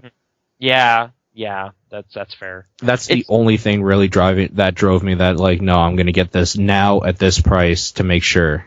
Yeah. It's a really weird thing with video games specifically, like that value thing you need to make, because, like, I mean, like the Humble Origin bundle just came out, and it just seems to like really devalue Dead Space 3, for example. Yeah. Like, imagine everyone who bought Dead Space 3 like 6 months ago. Like, how do they feel right now? I don't know, because like, I wasn't one of them. I know, but it's you like, know how much I paid? $5. I paid a fraction of $5 because like it's like, oh, so it's worthless then. Like it kind of just sends this weird message about the game, but that's because there's so few revenue streams for the industry, right? Yeah. Like there is one, it is buy the game new. That is the only way. Like there's no subscription service that's reliable for this kind of stuff. Like I'm sure PlayStation Plus somehow gets money to the developers, right? Do they get a chunk of the subscription fee? You know, because like there's some high profile games on there, like Hitman Absolution. Is the most recent one. Like I want to play Infamous 2, but I'm having that awesome problem I had with Vanquish, where it's like, hey man, this game's 14 gigs, clear out some space. Okay, I deleted like a bunch of games, have exactly 15 gigs free. No, bro, you don't have enough space. I'm just like, okay, well, I guess I can't download this then. Like my hard drive is insufficient. My 55 gig hard drive, which is secretly like 20 gigs, somehow. What is taking up all that space? Some games, when you play them, they download. I've been deleting that. Like, I deleted my Red Redemption, like, cache. That was, like, 2 gigs. So, you know, I guess I could clear off my Dragon's Dogma data, but I still want to play that. Save files as well? They're super small. But if you get, like, I've had my PlayStation for, like, 7 years? Yeah. There's enough of them where it kind of adds up. But yeah, subscription services, maybe that should become a thing. It should. Like, so, yeah, like especially for old games, like it just feels weird to kind of be paying $10, $20 for something that, like for example, I want to play Age of Empires 2. There's no way I'm paying $18 for that. That game's old. That should be $5. Like, it just should. My brain can't let me make that decision. Sure. It shouldn't be worth that much. And, like, that they re-released it in HD and then decided that makes it a new game, like, that doesn't quite make it work for me.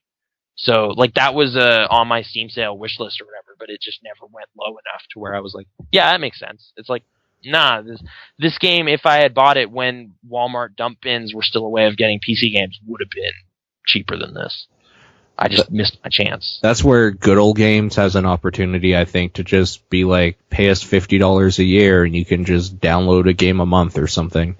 I'm sure they need to kind of convince the people who, you know, have games on their service that that's a thing that makes sense, but that would be cool if someone does that. Like, I mean, PlayStation Plus is a cool first experiment with some of those ideas, but yeah, like, I mean, there, like, for example, like, there are movies I would never pay for, but I'll totally watch them on Netflix. Yeah. Like Dead Silence, for example. If that was not free, essentially, I would never watch it.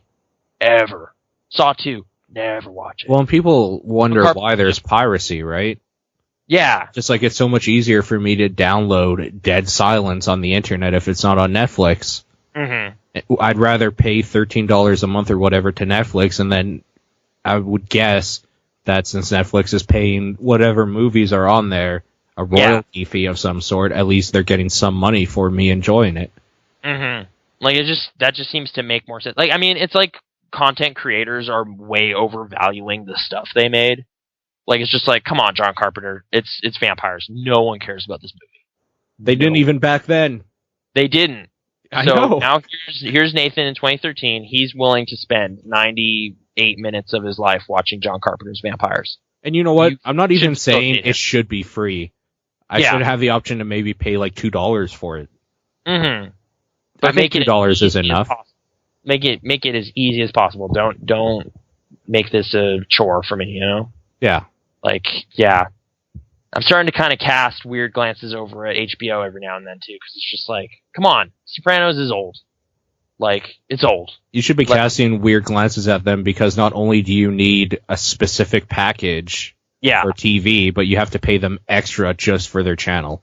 I know. It's like, there's too many hurdles there that are kind of ridiculous in order to, like, enjoy their content, and their content is not that much better than everybody else. In fact, you know what? I've never seen The Sopranos, so I'm going to do this right now. I don't know if you can hear my keyboard right now, but whoa, what's happening? The Sopranos, I am now downloading the whole series for free. Oh, God. Live piracy here on the show. There you go. HBO is going to break down your doors, man. Yeah. We're going to get you, Paul. That's what happens when you try to charge me like $120 to watch your series. Fuck you. Yeah. Like, what you're charging me is 100 hours of my life. Even AMC isn't as bad because you can get their channel in a bundle with a bunch of other stuff and watch whatever. Yeah, and all that stuff's like Netflix, yo.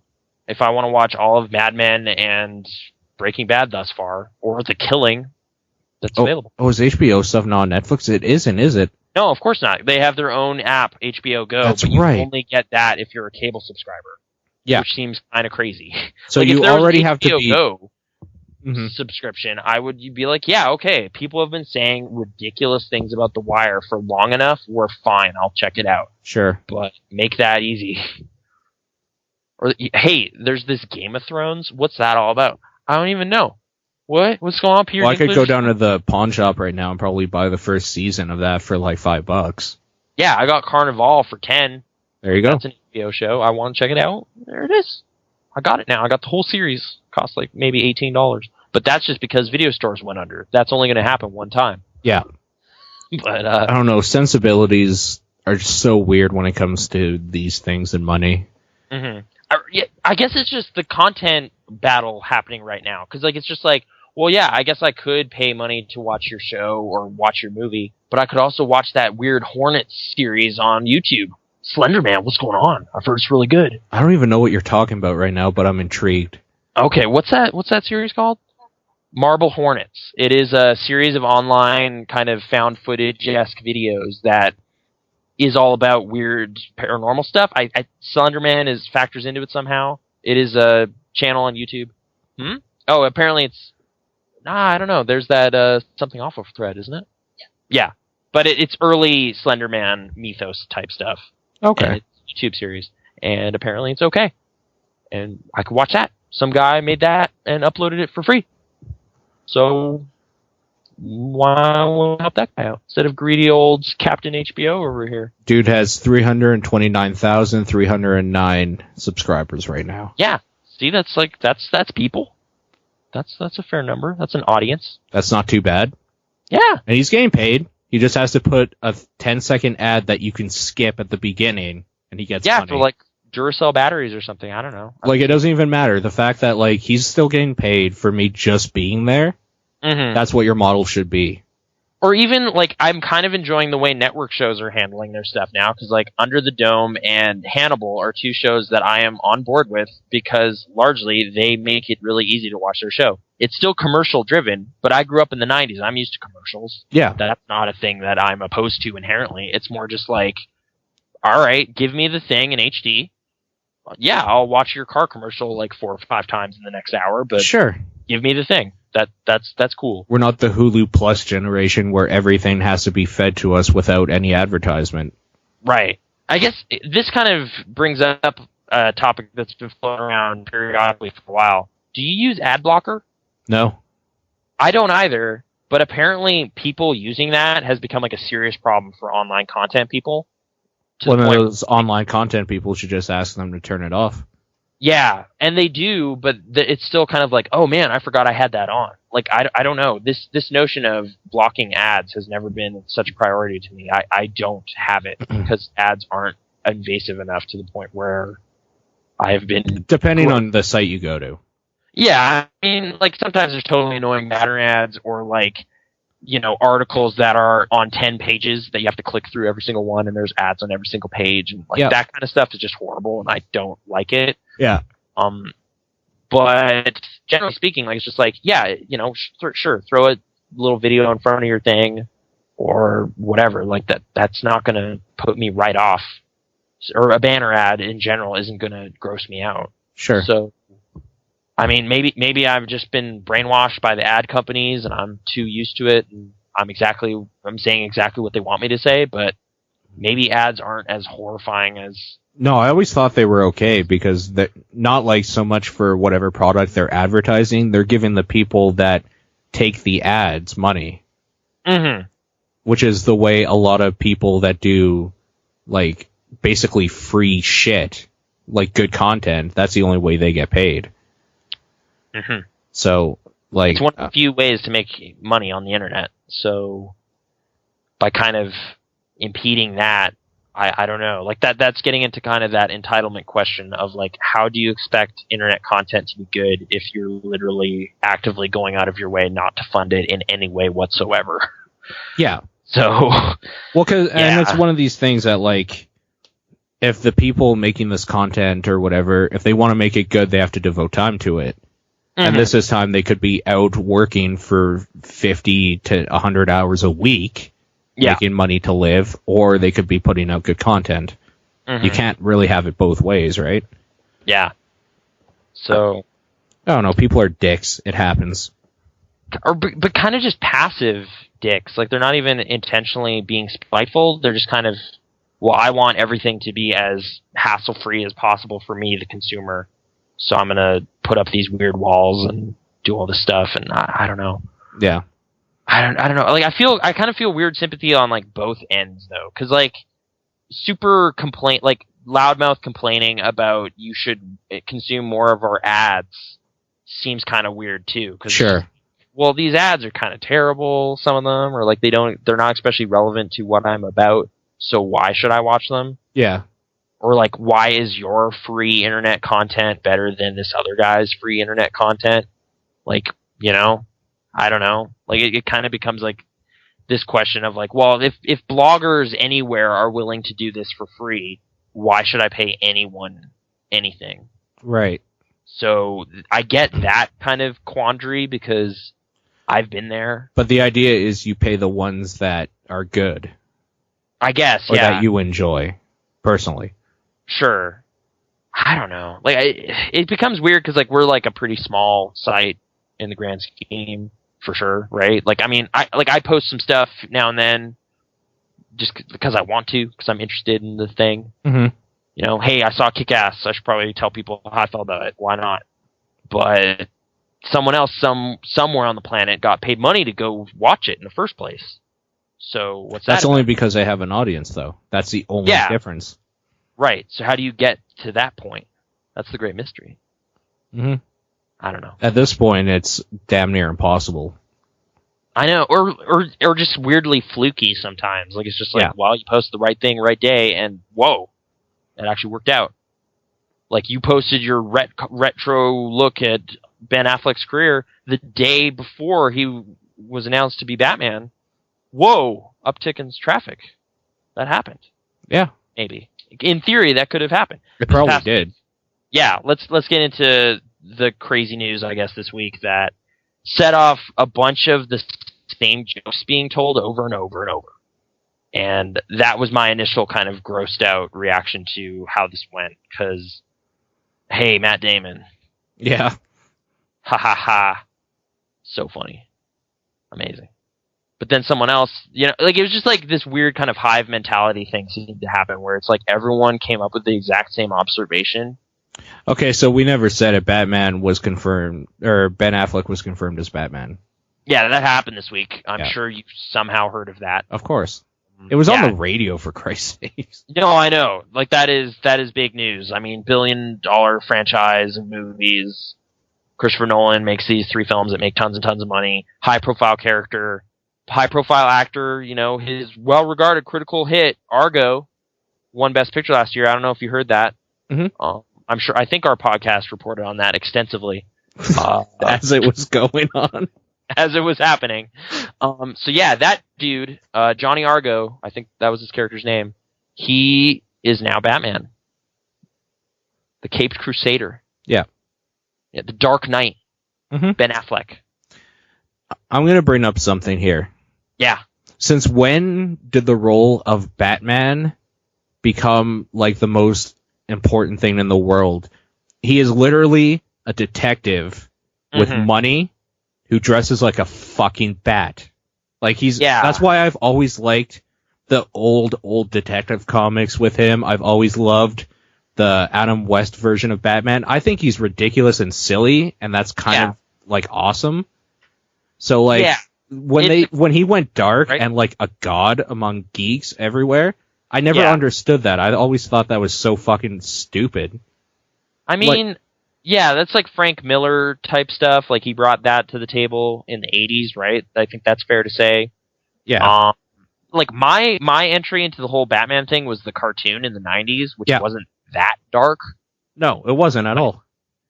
Yeah, like, I mean, sort of, in that there's I remember Mr. Freeze froze like the zoo. Yeah. In one episode. Like, I mean, there's just some cartoony, kid-friendly business going on. And then, somehow that, you know, Dark Knight Returns kind of caught on with the older set, and that kind of started like a series of comics that would come out here and there that were a little darker toned. And then that has become a very popular version of the character. You know, I guess in some ways, in context, like, Tim Burton's movies are kind of dark too. Yes, they are. Seem hyperactive and cartoony and ridiculous now, but at the time that anyone died or that weird, like, actual murders and blood and whatever was happening in a Batman context was kind of nuts for a while. So sure. Yeah. But I guess, like, also poison gas straight up killed people. Like, it's like, okay, that's a little more crazy than Adam West dealt with. I think what I'm getting at here even is that, like, everyone hates Batman and Robin. Yeah. I didn't mind it for a lot of reasons. Like, it was just not good in many ways.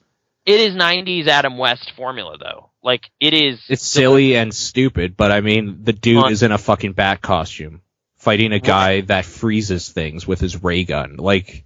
Yeah.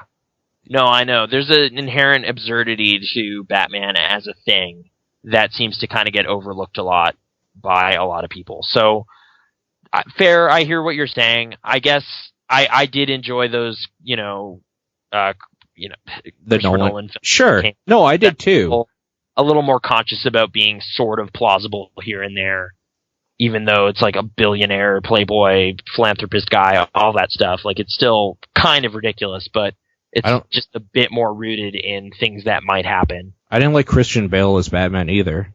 That's fair, actually, too. Like, he was kind of flat here and there. There's not a lot to what he's doing. Because what made those movies good was basically everyone else.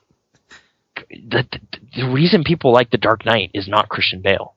Like, that is 100%. Dude, the reason anybody likes those movies is not Christian Bale. I know. Like, I walk out of those movies, other than the first one, maybe. That's the thing. Like, out of Batman Begins, the thing I say to people is, swear to me. That is the quote from that movie. In the second one, though, it is a bunch of Joker shit, and in the third one, it's Bane. You know? Sure. It is like, oh, that's a beautiful, beautiful voice. Like, you know, I was born in the darkness. All that shit. Like, that is not Batman. I don't know anything Batman says in that third movie, pretty much. Oh, wait, one line that he says was to Gordon. Like, that is the one Batman moment in that movie that stuck. But he says it terribly. He kind of, yeah, it's not like an amazing line read or anything. It's more just like what that means to Gary Oldman. And it's a really good line. But the way he says it in his stupid voice is so bad. Yeah, because he's still doing the gruffed up, I'm trying to hide who I am voice thing. And which is fine when it's like 3 syllables long, but when it's a full sentence, it sounds so dumb. Yeah. I know. So, yeah, people getting super upset on any kind of basis of like, man, how's he going to top Bale? Like, that doesn't make sense to me. I think the thing people might rightfully be pointing out is Daredevil. You know, that was a thing that happened. He played a dark, broody superhero before, and it wasn't very good. It was really bad. Yeah, I've been meaning to actually watch it again. I have not seen that movie in 9 years. No, I mean specifically, not even the movie. His acting is really bad in that movie. Oh, I believe superhero. It, but here's the thing. The thing, like, I guess maybe it's almost the same problem. The thing I remember from Daredevil was Colin Farrell being insane. Okay. Like, just overacting and being totally ridiculous. The thing I remembered is when Elektra shows up and they're like running on rooftops or something, and Bring Me to Life by Evanescence was playing. That's literally the only part. All right. And Michael Clark Duncan kills his dad. And now he's dead. And then the dude who went on to direct Iron Man was his jokey sidekick, right? Yes. What's that dude's name? I can't remember it right now, but he was also in Friends. John. Yep. Yeah, you got it. F, I think. Yep. Maybe. Maybe not, actually. One of Vince Vaughn's bros. Yep. Yeah, that guy. He was also in Friends as a millionaire. He was in Friends as a millionaire. That's where I first knew him. I totally remember his name. Also, his name... Yeah. Was Robert Paulson? Was Robert Paulson. I'm totally not typing Iron Man 2 into IMDb right now. I'm hoping I can remember it before you can look it up. John Favreau. Favreau, that's right. That's his name. He was in... I was thinking Farva, but I know Farva is a fictional character in Super Troopers. There you go. So that's the kind of impact Ben Affleck had on Daredevil. Is I better remember that Jon Favreau was in that movie, even though I don't remember Jon Favreau's name. So I also don't really like. I'm kind of back and forth on the issue. I honestly don't care who plays Batman in a Man of Steel sequel. Like the trilogy you care about is over, so this is a new thing. So whatever. Like I wasn't interested in this thing already. Because it's like, I didn't even see Man of Steel, and the notion that they're teaming up Superman and Batman in the next thing sounds pretty dumb. Yeah. So, why the hell not? He's also Ben Affleck. Fine, I wasn't going to see it anyway. No, like, my thing is, I think they probably could have chose someone better than Ben Affleck, but they're just going on the Argo train right now, I feel. Yeah. So I felt a little slighted in that, where it's just like, there's nobody in this world at all than Ben Affleck as a good choice. All right, then, whatever. Yeah, I mean, it's kind of weird because he's a pretty high profile dude now. Yeah. But I guess the thing is, like, this is, I think, a fair criticism of Affleck, even if you're really big into Argo. I like The Town, so I'm going to kind of come at it at this point. I like The Town as well. Yeah, The Town's a good movie. the reason people like Ben Affleck now is because he's kind of proven himself as a director.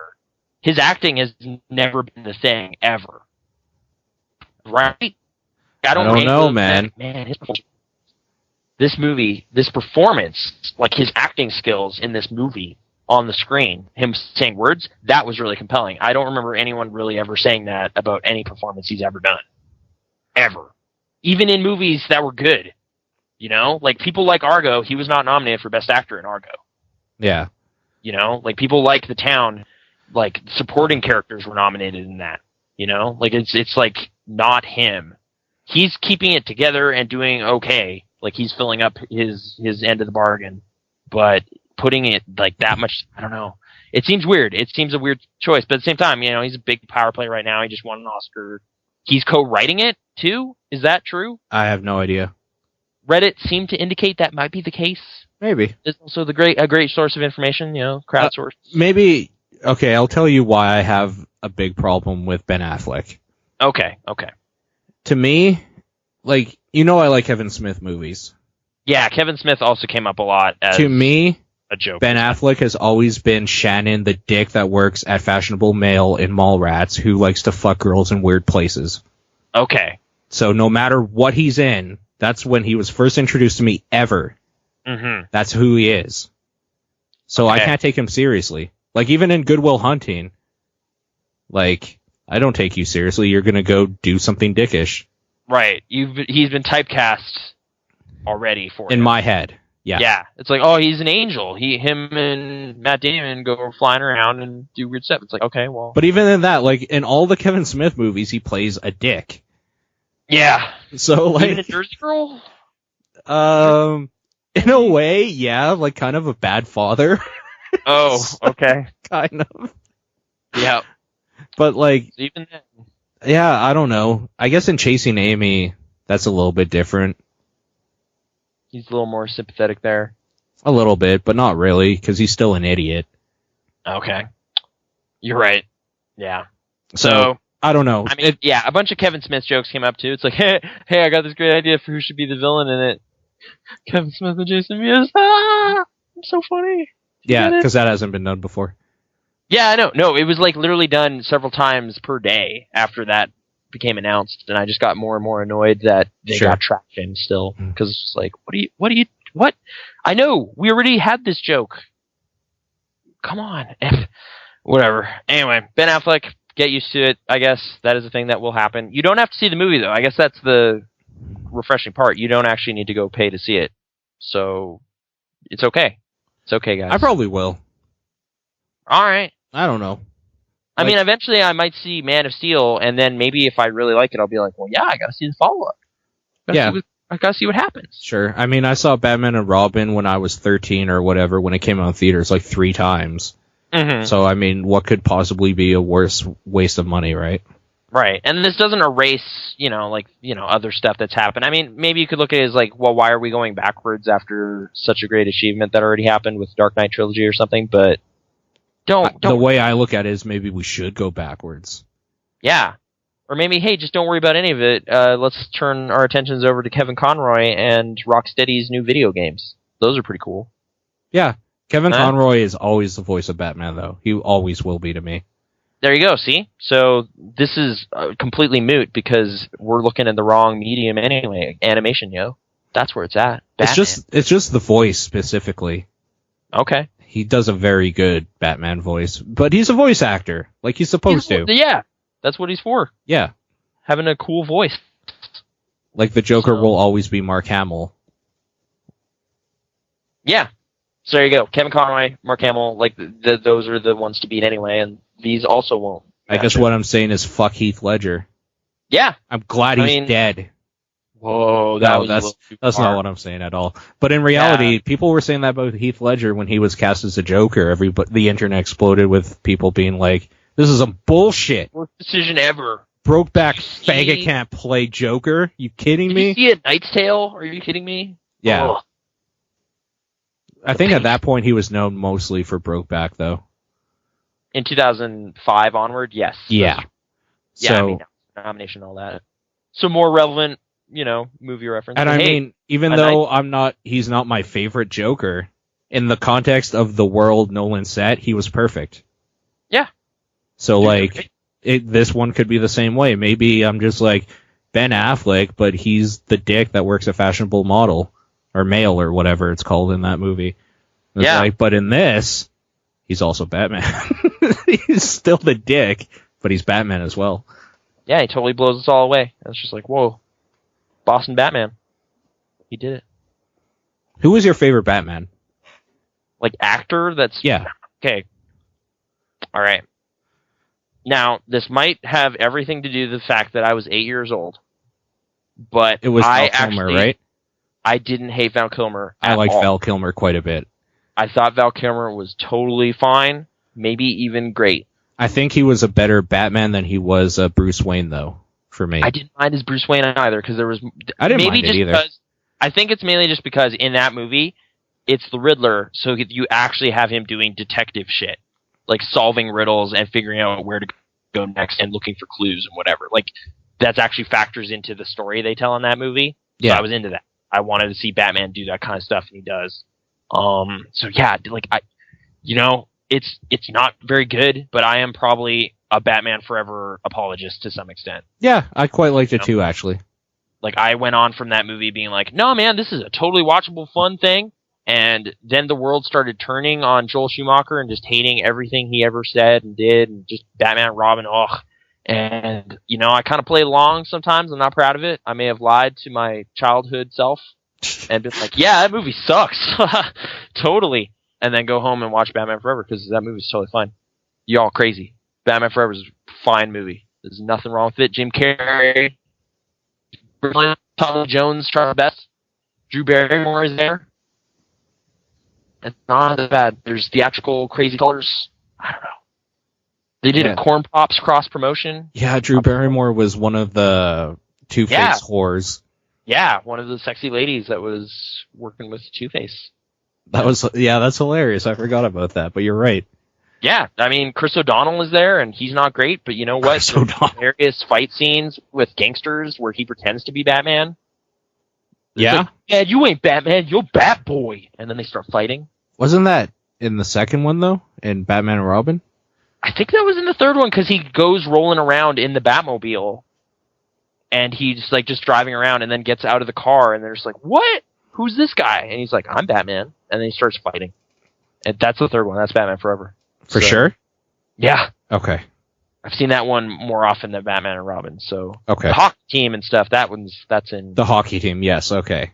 And that credit card joke, which is terrible, but never leave the cave without it. It's true. Yeah. Oh man. But okay. That joke is not the worst joke in that movie. It is. I know people bring it up a lot.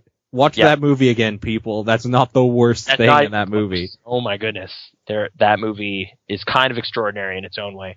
But yeah, I don't know. Like, maybe we're just crazy 90s nostalgia fiends, though. Like, yeah, if you call 90s nostalgia good, just like people that like good stuff, I agree with you. Yeah, like, I'm probably, like, totally... Yeah, like, I'm willing to admit that movie is probably not great. Like, which one? Or something, Batman Forever. Oh, totally. Yeah. But I still proudly have a Batman Forever shirt. I will wear it sometimes. That Batman smiling at you from Nathan's chest, that is actually Val Kilmer. So, surprise. You thought it was... What do you think Boom. Is the best Batman movie? The best Batman movie? Like, I really like the pacing and everything of the first one. Batman? Yeah. Like, it's weird to just say that without anything after it. Yeah. No, man. I definitely grew up really digging Batman with Jack Nicholson. Jack Nicholson is great. Yep. That Prince soundtrack is fantastic. Yep. Michael Keaton is not bad at all. I like Michael Keaton's Bruce Wayne a lot. Yeah, he's a fun, affable, Bruce Wayne. Yeah. He's talking to Kim Basinger or whatever. Like, I don't know. That movie totally occupied a sweet spot in my pop culture development or whatever. So, again, I am not an unbiased source, but that was quite the movie. And I've warmed up to the second one quite a bit, too, Batman Returns. I haven't seen that in a long time. That movie is a weird Batman movie. It's a great Tim Burton Christmas movie. Yeah. Like, it is just, like, weird theatrical like messed up looking set design and Michelle Pfeiffer being crazy and all sorts of stuff. There's a lot of stuff to appreciate in that movie. It is a really, really weird Batman thing. Yeah. But I don't know. I don't dislike that movie in any way. But yeah, maybe Batman. Maybe. Because, like, I mean... Batman Begins might be on there for me, too. I get, sure. But, like, I've kind of found this with a lot of Nolan movies in that I appreciate them, but I don't enjoy them. Like, they are... You might have to explain that. Well, like, they're good. Like, you can tell. Like, you look at it and you're like, all right, this story was well constructed. It had a nice reveal here. There was, like, some good plot and character development throughout. I was not having fun ever. Like, I was never laughing or having, like, an enjoyable thing happen. It was more just like, this is well shot, well put together. Most of the time. Like, maybe the exception is Batman Begins. Because I did actually enjoy the Scarecrow. Thought that was a cool character. Yeah. I thought their whole scheme in that was just goofy enough to where it was kind of, like, fun. Like, oh man, this gas is going to make everybody go crazy. And, like, Liam Neeson coming back and being kind of a thing to deal with, the way he's dealt with is pretty great. Yeah, I think I left that theater having fun and then watched it again a couple times. Dark Knight was more academic. Like, it was more just like, this is a dense, fast-paced, like 2.5 hours of, like, interesting crime fiction that happens to involve colorful characters. But I was never kind of in that same mind space I was when I was having my favorite childhood-centric Batman times. I still hold to the idea that Two-Face never had to happen. There's too much going on in that movie, maybe. And he's kind of dealt with too abruptly. Like, I thought leaving that movie that he was not done with, but he is. Also, I don't feel that Selena Kyle had to happen in the third one. I didn't mind her at all, but yeah... I'm not, like, what does she really add to the proceedings? Like, I guess just the last fight or whatever. Yeah, like, he needs some ally there to Kinda, yeah. Like, for this kind of large-scale thing he has to deal with, but no, definitely not really as crucial. I don't know. Like, I guess maybe it's just like that was not the movies made for my generation, so that's why I'm not really warming up to them the same way, but yeah. they're not the good times I want from a Batman adventure. So I'm probably going to go with Tim Burton's Batman, even though I haven't seen it in a while. But it's like... Well, if we're talking about just fun, in the way that you described it, Batman Forever is it.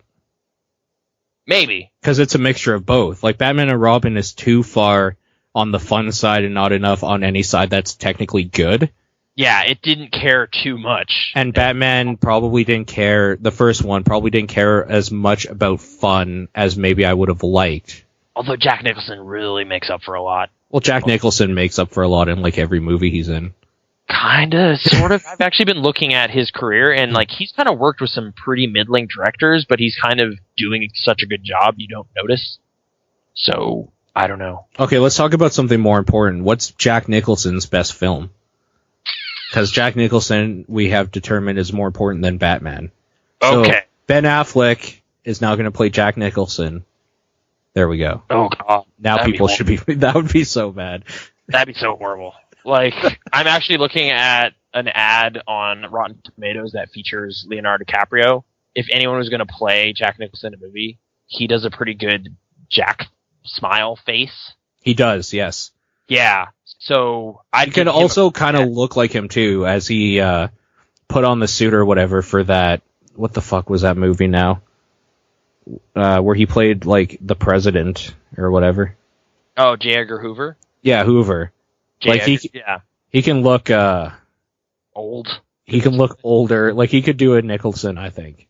Well, and they played off each other really well in The Departed. Like, I would give him a crack at bat and not feel bad about it. Like, it's like, hey, there's a Jack Nicholson biopic coming out. It's kind of okay.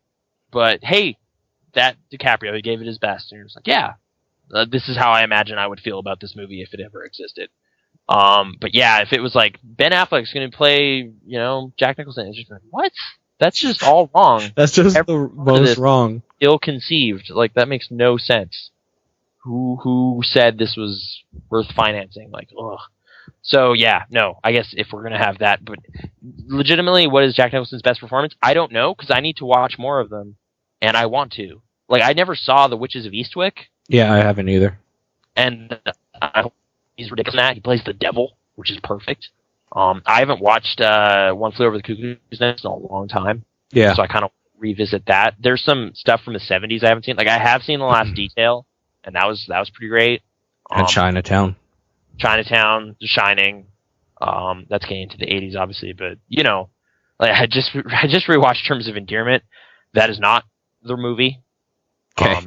He is okay in it, but man, I forgot how just melodramatic. What about Mars Attacks? You get two of them in that. President Jack Nicholson. President and like casino owner Jack Nicholson. Yeah. That movie though, just in general, is not as great as it should be. Like, no, I don't like that movie very much at all. Yeah, it's like on paper, it is the greatest movie ever made, and then when you watch it, it is not at all that. It is nowhere near that. It was quite hyped up, if I remember, though. That makes sense because you just be like, look at this list of names, and you're just like, holy shit, this is great. And like Tim Burton's making it. It's got like 1950s era aliens. And Pierce Brosnan. Pierce Brosnan. Yeah, Michael he was J. in it. Jack Black. Like, it's just weird. And then Michael J. Fox was in it. Yeah, he plays a reporter that gets like vaporized almost immediately. Oh, really? Yeah, his severed hand is in the movie. Go figure. Was it shaking the whole time? Sorry. Oh, this was actually probably after the diagnosis, but before that became a major thing. Oh, okay. Or did it? When did Spin City happen? Remember that show? Yes, I do. Yeah. When was that? Late 90s, early 2000s. Okay. I think. That's when it really started affecting his career. What was that, like 99 maybe? That's probably when it was like a couple seasons in, and probably. Maybe. Yeah. That I seem to fondly recall that show, but I don't remember enough about it to say that with certainty. Alan Ruck was in it, and that guy that was in A Serious Man, what's his name? Anyway. Yeah. Do you think Jack Nicholson's done? Yeah, he seems done. Like, and I'm not saying like I'm done with him. He is done, and that's too bad. Because I'm looking at his IMDb. I just pulled it up here. Yeah, he hasn't been in anything for like 3 years. And there's nothing pending. Yeah, no, he is effectively retired. I mean, he returned for like a really small role in James L. Brooks' latest movie, How Do You Know, which I heard was just totally a waste of time. Mm-hmm. But yeah, prior to that, I mean, is it literally The Departed? Oh no, it's Bucket List, Bucket right? List. Yeah. So I mean, he's done like a thing here and there, but he is basically finished with working. So he was good in Wolf. He was. I wish that movie was better. Yeah. That's almost true of a bunch of these. Like, it's like, man, I wish this was better. But Jack Nicholson is great. I know, he's like, he raises it up higher than it should be, probably. Yeah, like, I have watched middling movies because Jack Nicholson is in them. Well, I mean, like The Departed. I didn't think that movie was that good. I mean, he was fantastic in it, though. He is fantastic in it. I've had issues with that movie since it came out. Because, like, I want to like it so much, and there are things I like about it a lot, but it kind of just doesn't quite work quite right for me. Like, it's like, no, I get it. There's one undercover in the mob, and there's one undercover in the... But I don't care enough about any. And then, then stuff happened. And I don't know. Like, the way it's stitched together just doesn't ramp up right for me. Like, maybe it is for somebody. Like, somebody's sitting on the edge of their seat having an amazing time every time they watch The Departed. They think it's amazing. I just don't get that rush from it, and I feel bad. But I wish it was better. There are great scenes in it, but it is like 2.5 hours, and there's not enough to make that completely work. So, yeah, Martin Scorsese's made better movies, since then and before. So, yeah, I don't know how that happened, but oh well. Because he's a better actor, or better director. Yeah. I don't know. Anyway, do we want to...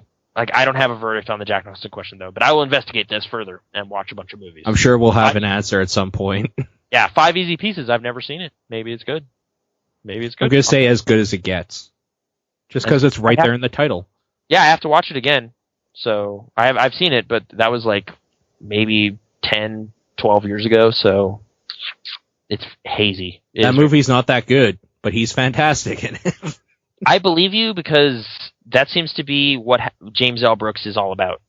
It's not that good, but there are good actors in it, so you kind of think it's good. Yep. Because, man, Terms of Endearment is not very good, but it won Best Picture that year. So it must be good, right? Must be good, right? And then you watch it, and you're just like, no, this kind of just doesn't have anything to say about anything. Like, the conclusion is cancer is sad, so that's, hey, wallop. It's true. Cancer is sad. That's some controversial opinions right there. Yeah, that's really going out there. Like, I don't know. It's just like families exist and are, inspiring sometimes or something. Like, it's just like really, yeah. Like, broadcast news is okay. Maybe like that. I'll say that. Like, that movie might actually have something to say.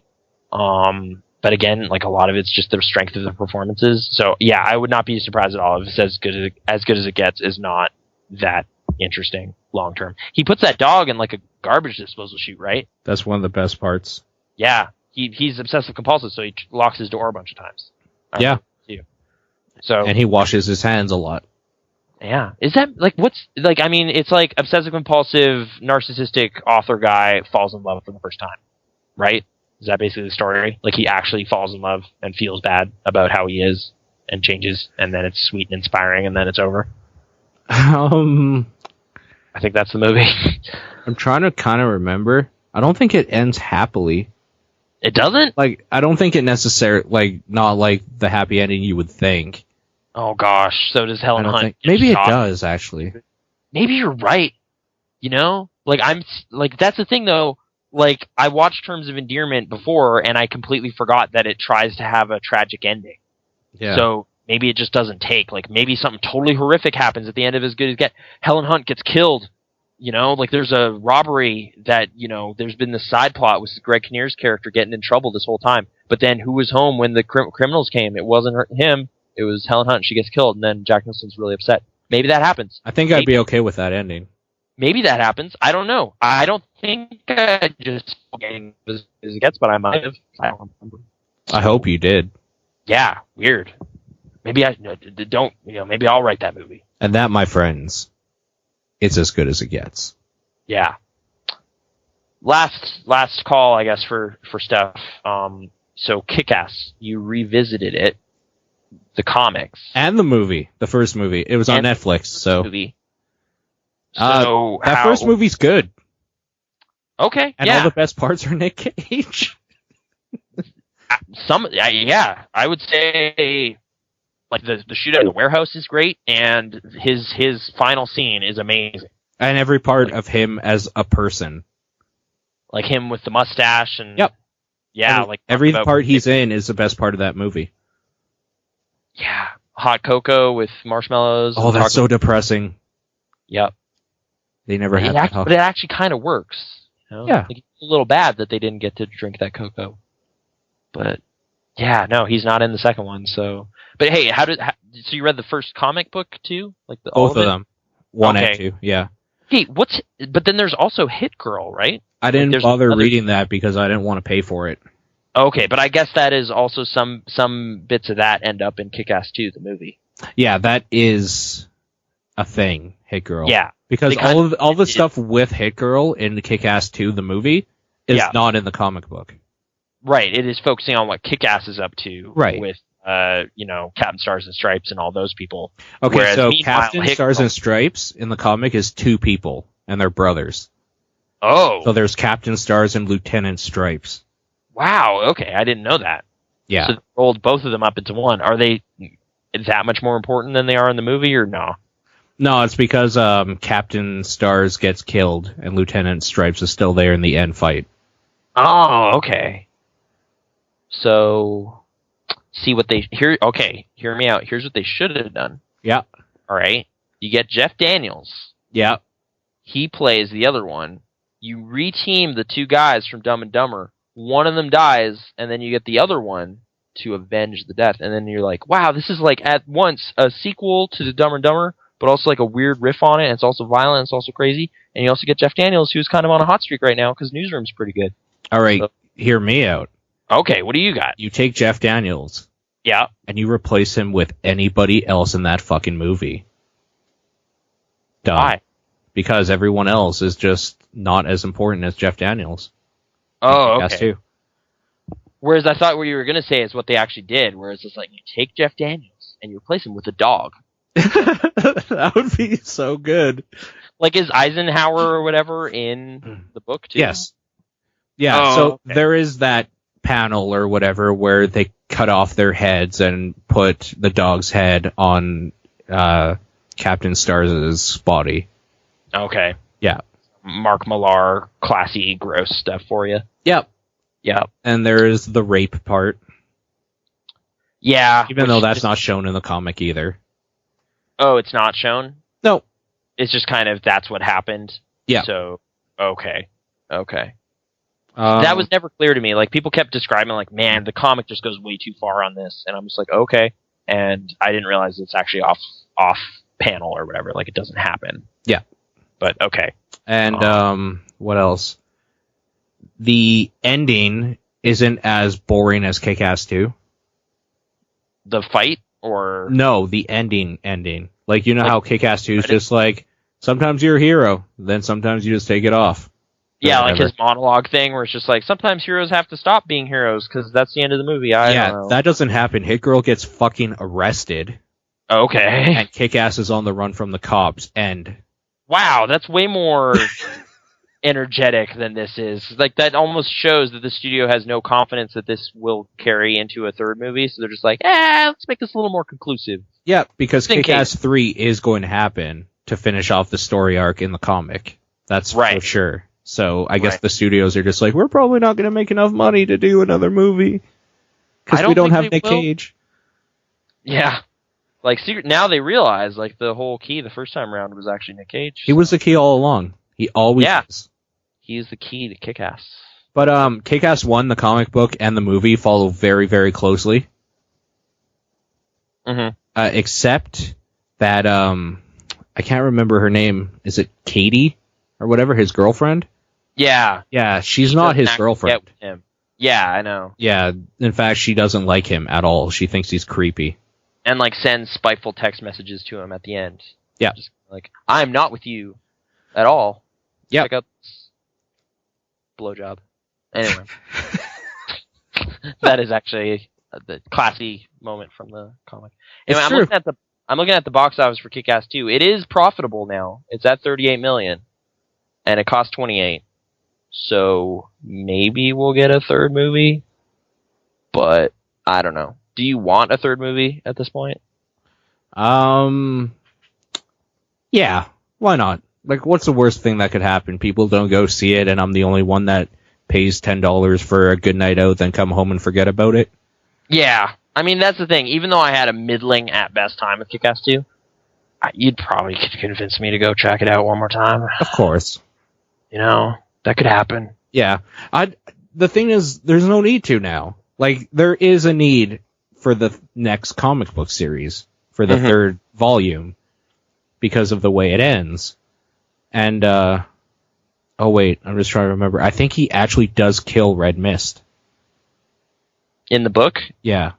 Okay. Oh no, wait. He falls off a roof, and he broke his spine or something. Okay. Maybe he doesn't kill him. Because, I mean, in the end of the movie, I guess spoilers, but whatever, he's in a hospital, like he's hurt. So, Yeah, no, Red Mist doesn't die. Yeah. Red So, Mist, I keep calling him that. I hate the name of the motherfucker. That's so stupid. it's kind of childish. That's one of the things I really don't like about this comic book series either, and like the movies Like, it's based trying on to them and talk stuff. to you, but kind of can't. It's very just like what you would hear. Well, I mean, I guess it makes sense because the characters are kids, but it's like what kids would come up with, and it's just fucking ridiculous. I don't know. Yeah. And that final scene, man, with all the comic or the superheroes or whatever fighting against the supervillains in that movie, so fucking stupid. Well, it's just not a very good fight scene. It's stupid. It looks ridiculous, and it's just nothing interesting happens. The only thing interesting happens is, of course, Mother Russia and Hit Girl. Right. I mean, I did compare it to a comic book convention in my review, and it honestly felt that way. It's just like we're in a big warehouse, and there's a bunch of people here in costumes, and they're sort of fighting. Only their costumes aren't as good as what you would find at a convention. Yeah, because they're not based on anything. So it's just like I have a shitty cape, and I don't know. Yeah. It's like, okay. So, yeah, that movie wasn't as fun as it wants to be. Oh, well. Yeah. So, there you go. Kick-Ass 2, revisited. I'm going to say go ahead and buy the comics over watching the movies if you had a choice, though. Yeah, if you want to experience the story of Kick-Ass. And watch Kick-Ass 1 on Netflix. Read the comics and then watch Kick-Ass 1. And then be like, okay. There you go. Nick Cage is so good. He's in that. Even though I knew it was coming because I've seen that movie a few times now, that one part where he's just like, they should call him Ass Kick, and then he does a little giggle, that's still like the best part of that whole fucking movie. Like he's like self-amused by his own terrible joke. Yeah. Yeah, no. So good. He's absolutely perfect in that. Or Switch to Robin's Revenge. That is amazing. It's so good. That makes that scene is so good. That's a good scene anyway, but his screaming is so good. yeah. No, like I know I am a completely unabashed Nick Cage fan, but that is like a legitimate entertaining performance from him. Like I'm not saying go check out Bangkok Dangerous, it's great. Like no, this is actually good. No, I mean it's entertaining, and in like the context of what's actually happening, it's kind of cool because even though he's like burning alive, he's still helping his daughter like kill everybody. Yeah, he's in still his own like training. Way, he's helping, and yeah, it's really great. So there you go, Nick Cage, one of his finest moments, Kick-Ass. Check it out. I watched Dredd again. It's good. I like it. Yeah, there's not much more to say about that movie because it's really good. It's really straightforward. It's just dude goes in, solves a crime, but it's fun to watch. I think we actually talked about that when it came out too, quite a bit. Yeah. Yeah. No, so it's pretty slick. Go back to that episode if you want to hear more. Yeah. And I guess briefly on video game stuff, I played Runner 2 and got to the point where I'm no longer good at it, so I'm getting frustrated. I got to the point where I didn't even want to play anymore. Yeah, I got there too. It was in World 2 for me, so... Well, it was in World 2 for me just because I went through getting everything in World 1 and I got bored. Okay. Like, I mean, they kind of keep giving you mechanics and keep giving you ways to get through obstacles, whereas I'd rather just have really fun stages that use the things you already have. Yeah, I'd rather have the basic things that you do and then just make more challenging stages. And just more inventive music and whatever. Like, just do something. Yeah, the music is not very good in comparison to Runner 1. It almost seems like the same song. Maybe? I don't know. Or just ends the same way all the time, so that's the point I'm kind of paying attention to it. Maybe it doesn't, like, scale with how fast you're going when you pick up the things. Or maybe I'm bad at it, so I'm not getting good enough, like, combos or something to make it go crazy. Is that how it works? I have no idea. Like, I remember it in 1, though, being so good. Yeah, I don't know. Like, those bit-drip games, I always kind of admire... like visually and kind of some of their presentational aspects, but then actually playing them aren't fun at all. No, those bit trip games are great for the first 15 minutes. Yeah, they're just like, wow, it's like Pong, but it's all crazy. I gotta buy this. And then you're like, oh, never mind. I just realized they're great convention games. Because, like, I played it at PAX, and I had the best time of my life, because it was only for 5 to 10 minutes. There you go. Hey, you know what another game that's exactly like that is? Huh. Dive Kick. I believe it. Dive Kick looks stupid as shit. Okay, I enjoyed my time with it at E3. You know, I played a couple fights. I was like, wow, this is great. And then I just bought it this past week and then played like an hour of it and went, oh my god, can you turn off this announcer? Because this is so annoying. How many times are they going to do the same joke over and over? And then the story mode, like fighting against AI, like is just no intensity to any of it. It just, I don't know. Dude, Dave Lane worked on it, don't you know? He did, and he's in the credit sequence and all that. And that's Who fine. gives a shit? Giant Bomb fans. That's so fucking stupid. Giant Bomb. Yeah, I know. .com. GiantBomb.com. We've talked about this, how, like, who gives a fuck about Dave Lang? Have we?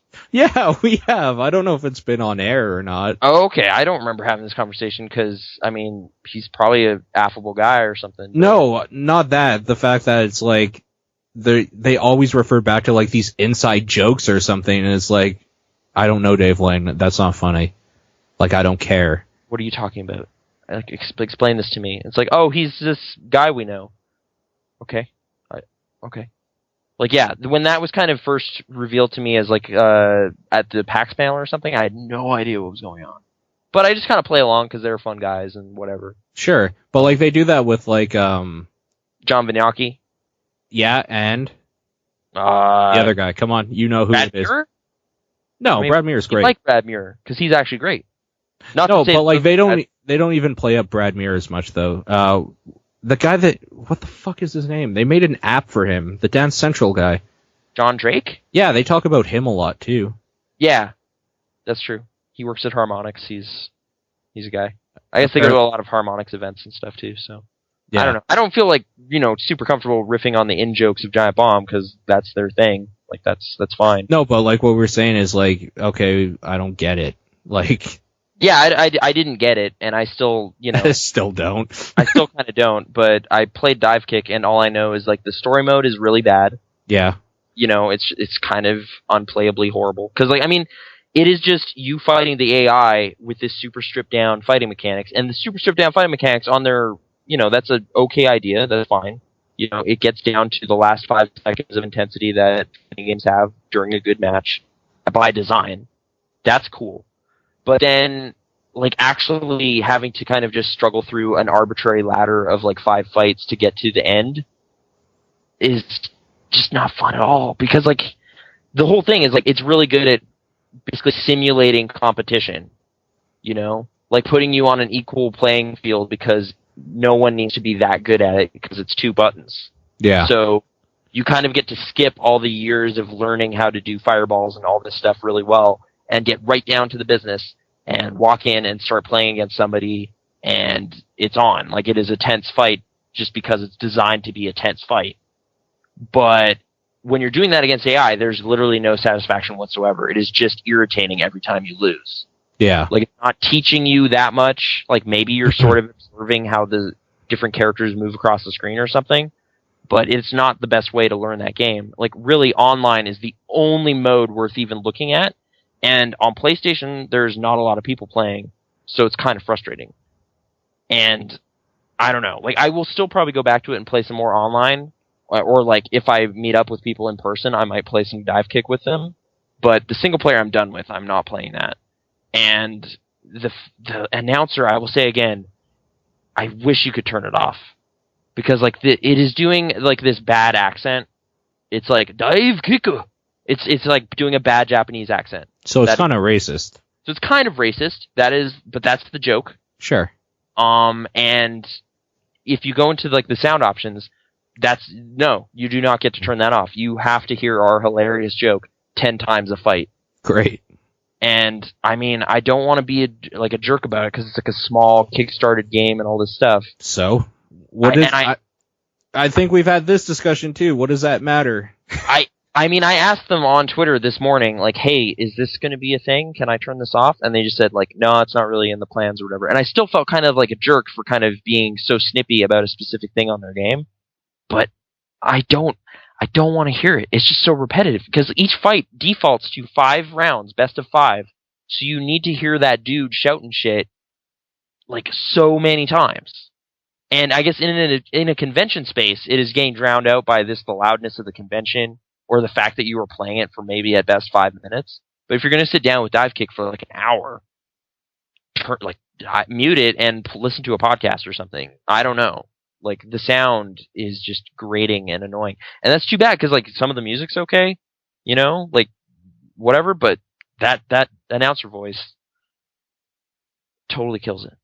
Totally kills it. And then, on top of the story just being a series of, like, 5 fights or whatever, the dialogue is unskippable, and you just kind of watch, like, bad exchanges between 2 characters standing on a screen. Like, that is their story mode. And I paid $8. That's all I paid. It's not that much money, but I don't know. It's not as fun as I wanted it to be. Yeah. I just can't decide in my mind at what point, like, novelty and kind of silliness is worth my time and money. Mm-hmm. Like, some people are, like, looking at this as just kind of a joke fighting game, and I think it's kind of tapping into something kind of clever. Which is great, but should I be spending money on it? Like, I don't know. I don't know. Like, for me.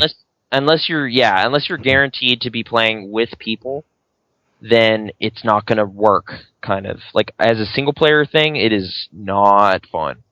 Well, I was thinking on Steam. So, like, internet's maybe not on an the issue. There's more fights going on because like I got it on PS3 with kind of the notion like, well, it's got crossplay, so if I ever get a Vita, I can carry it around, and PlayStation Plus discount, so it's $8 here as opposed to $10. So okay, and yeah, maybe I made a mistake going that way, but that's how it went. Mistakes happen. Mistakes happen. Mistakes were made. Yep. But hey, maybe your mileage may totally vary if you're way more into fighting games or something, or don't mind like announcer voices being kind of terrible. In my opinion, I don't know. Like, I don't know. Just feel sad and tired thinking about it. It's just That makes me really glad that MOBAs don't have an announcer. Now that I think about it. don't they optionally kind of have? No. But like what? But I've heard that the Bastion guy can be an announcer in it. Oh yeah, but all they say is like your tower's being destroyed. Oh, okay. But like there isn't somebody just like going crazy the whole time. Mm-hmm. Which, but like, it's not even the whole time. It is just the fighting game stuff. But because it's so stripped down, it is like 20 seconds. So, every 20 seconds you will hear him count down and say fight. Fight! And then if someone wins, he'll announce who won. And then the next, fight comes around and he'll say, dive kicker! And all this, like, over and over and over. So, that's just how it goes. That's just dive kick for you. My cat's rubbing his nose against the mic right now. Uh-oh. Well, the bottom of the mic. He's Okay. very happy. Cool. I just thought you should know that. So PlayStation Plus woes. Yeah. You are woeful.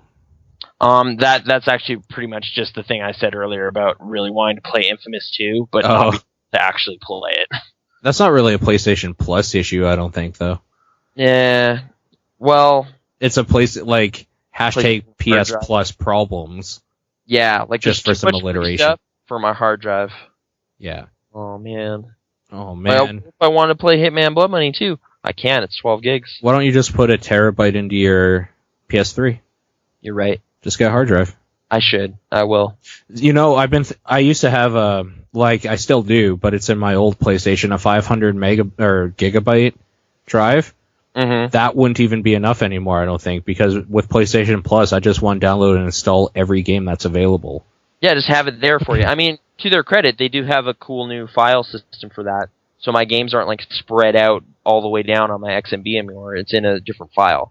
Oh wait, how do they work that? Because I've put everything in files myself.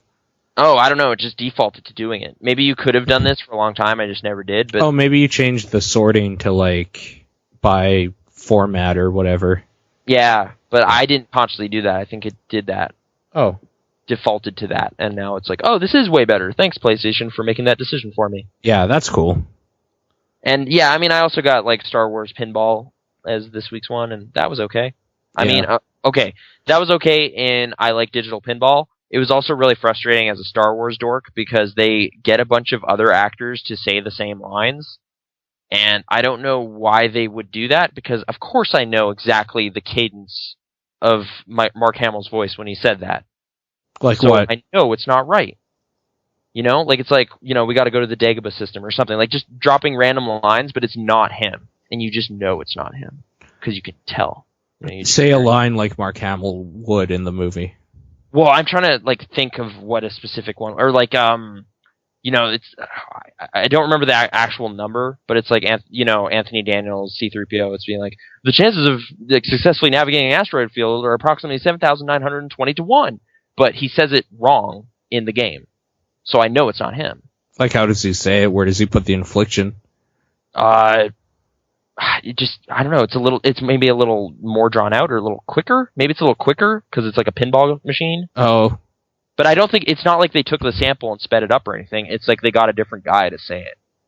And weird. Yeah. Or there's a bunch of examples of that. Or like Darth Vader is just not right. But, there's been a lot of approximations of Darth Vader before, so I'm kind of more used to hearing him. So it's like, it's like Chad Vader or somebody. So that's okay. Chad Vader. Yeah. Like they actually hired that guy for the Force Unleashed games. Oh, really? Awesome. Yeah. So, I mean, like there's people out there who can do a good Darth Vader, but it's just like, that there's someone trying to do a Luke Skywalker, which is just like dude's voice, is kind of weird. Or like a Han Solo. There's a couple lines in there that aren't right. I don't know. Like, it's just a weird thing to kind of even put in the game, because anyone who's interested enough in a Star Wars in general will kind of probably remember the big quotes from it. Mm-hmm. So maybe more people are getting annoyed, or maybe this is a very hyper-specific thing. I guess also they have a Boba Fett table, and because, hey, George Lucas's thing that he does, it's all like the guy who played Jango's voice. Awesome. Because they're clones, so it's the same guy, so that makes sense, but, it's not. That just like kind of is pressing that crotchety nerve that I have. Sure. I remember who it was. I mean, obviously you're not going to get the original guy from Empire, because I think he might even be dead. But, because I think he might even be dead. He might be. I don't know. Actually, this brings up another thing I wanted to talk about quickly, because we didn't talk about it 2 weeks ago or whenever the hell it happened. Okay. DuckTales Remastered. Oh, man. Okay. So bad. It's just not fun at all. Okay. I've definitely heard that sentiment, but as someone who has no knowledge of like what that game was or anything. See, DuckTales on the NES was my favorite game growing up. Okay, but what did they do wrong here? Because they remade the game. But isn't it basically the same?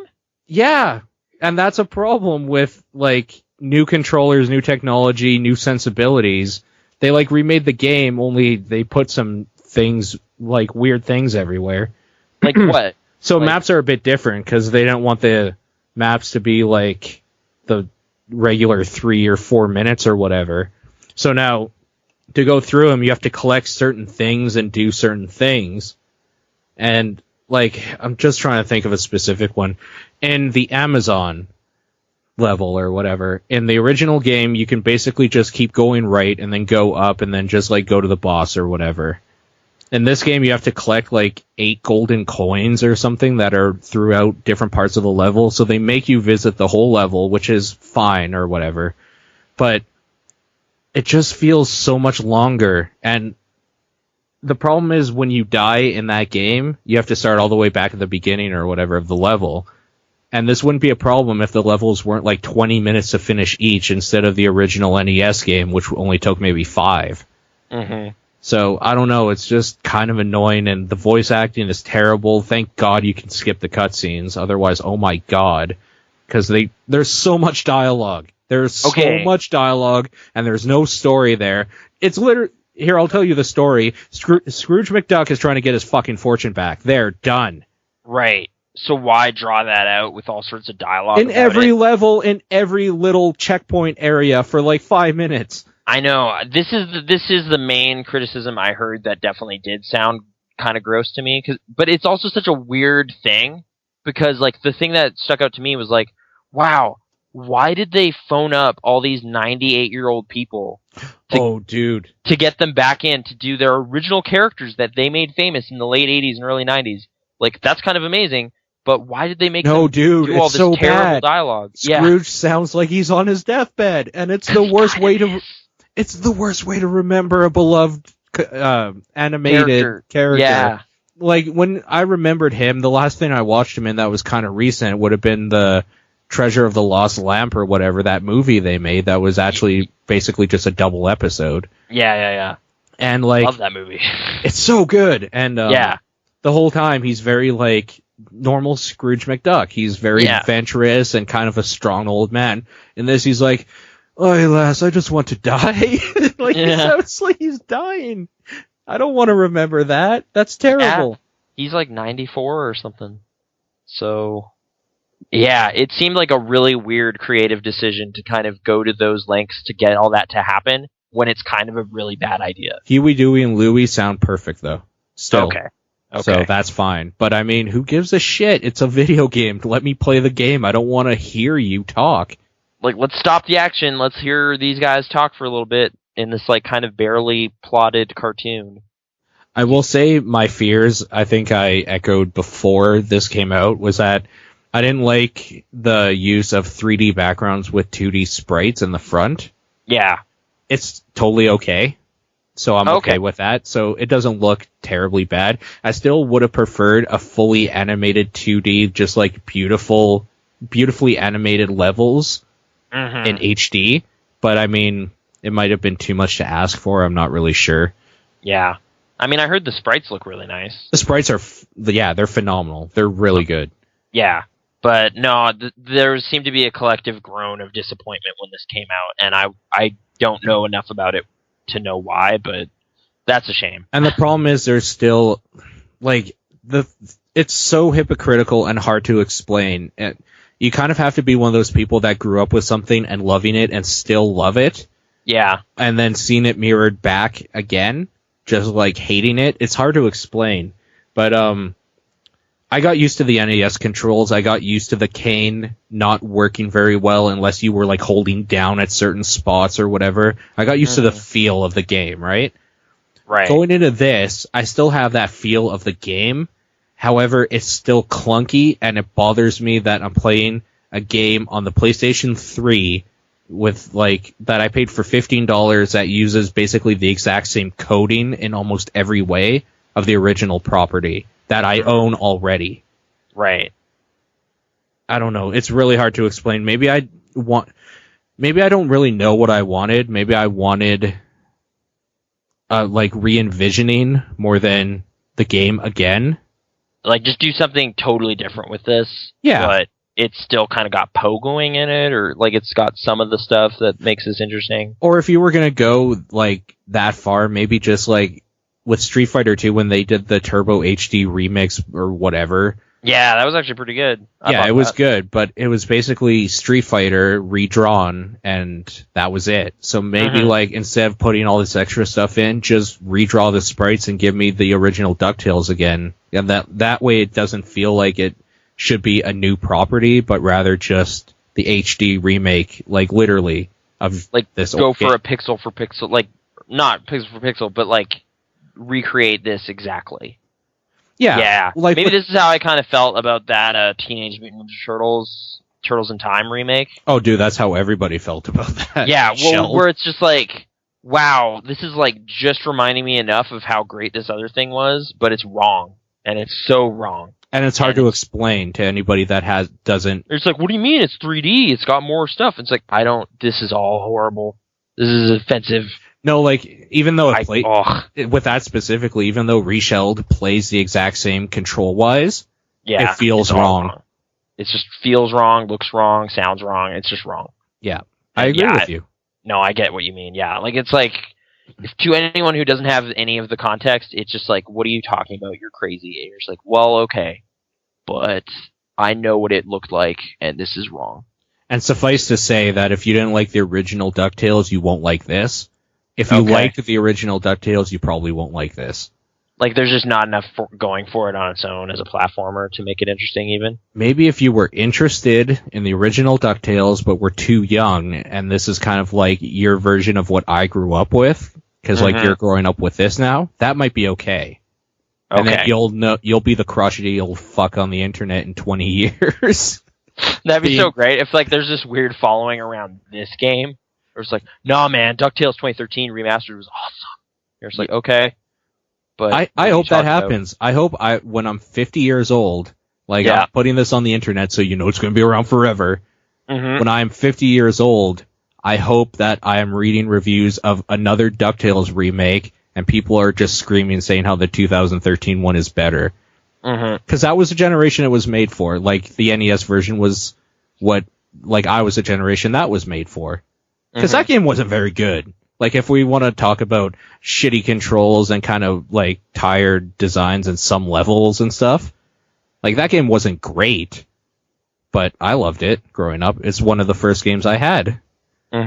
So, I don't know, maybe it's the same way for someone else. The nostalgia thing is maybe hitting too hard, but I objectively can say that the DuckTales Remastered is not worth your time or money.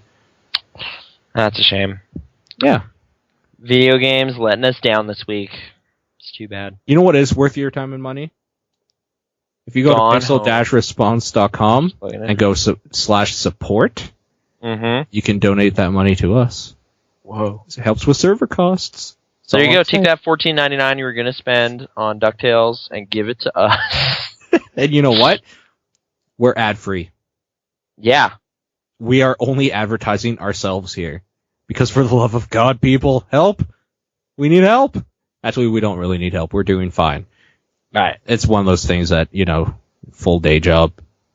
Actually, we could be doing better. So if you donate and I can quit my day job, I can promise there would be better stuff. But if you can't do that, use the Amazon link. Someone did.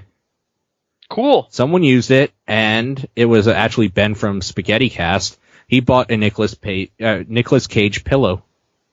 Whoa. Yeah, Awesome. It's a pillow with Nicolas Cage's face is right on it.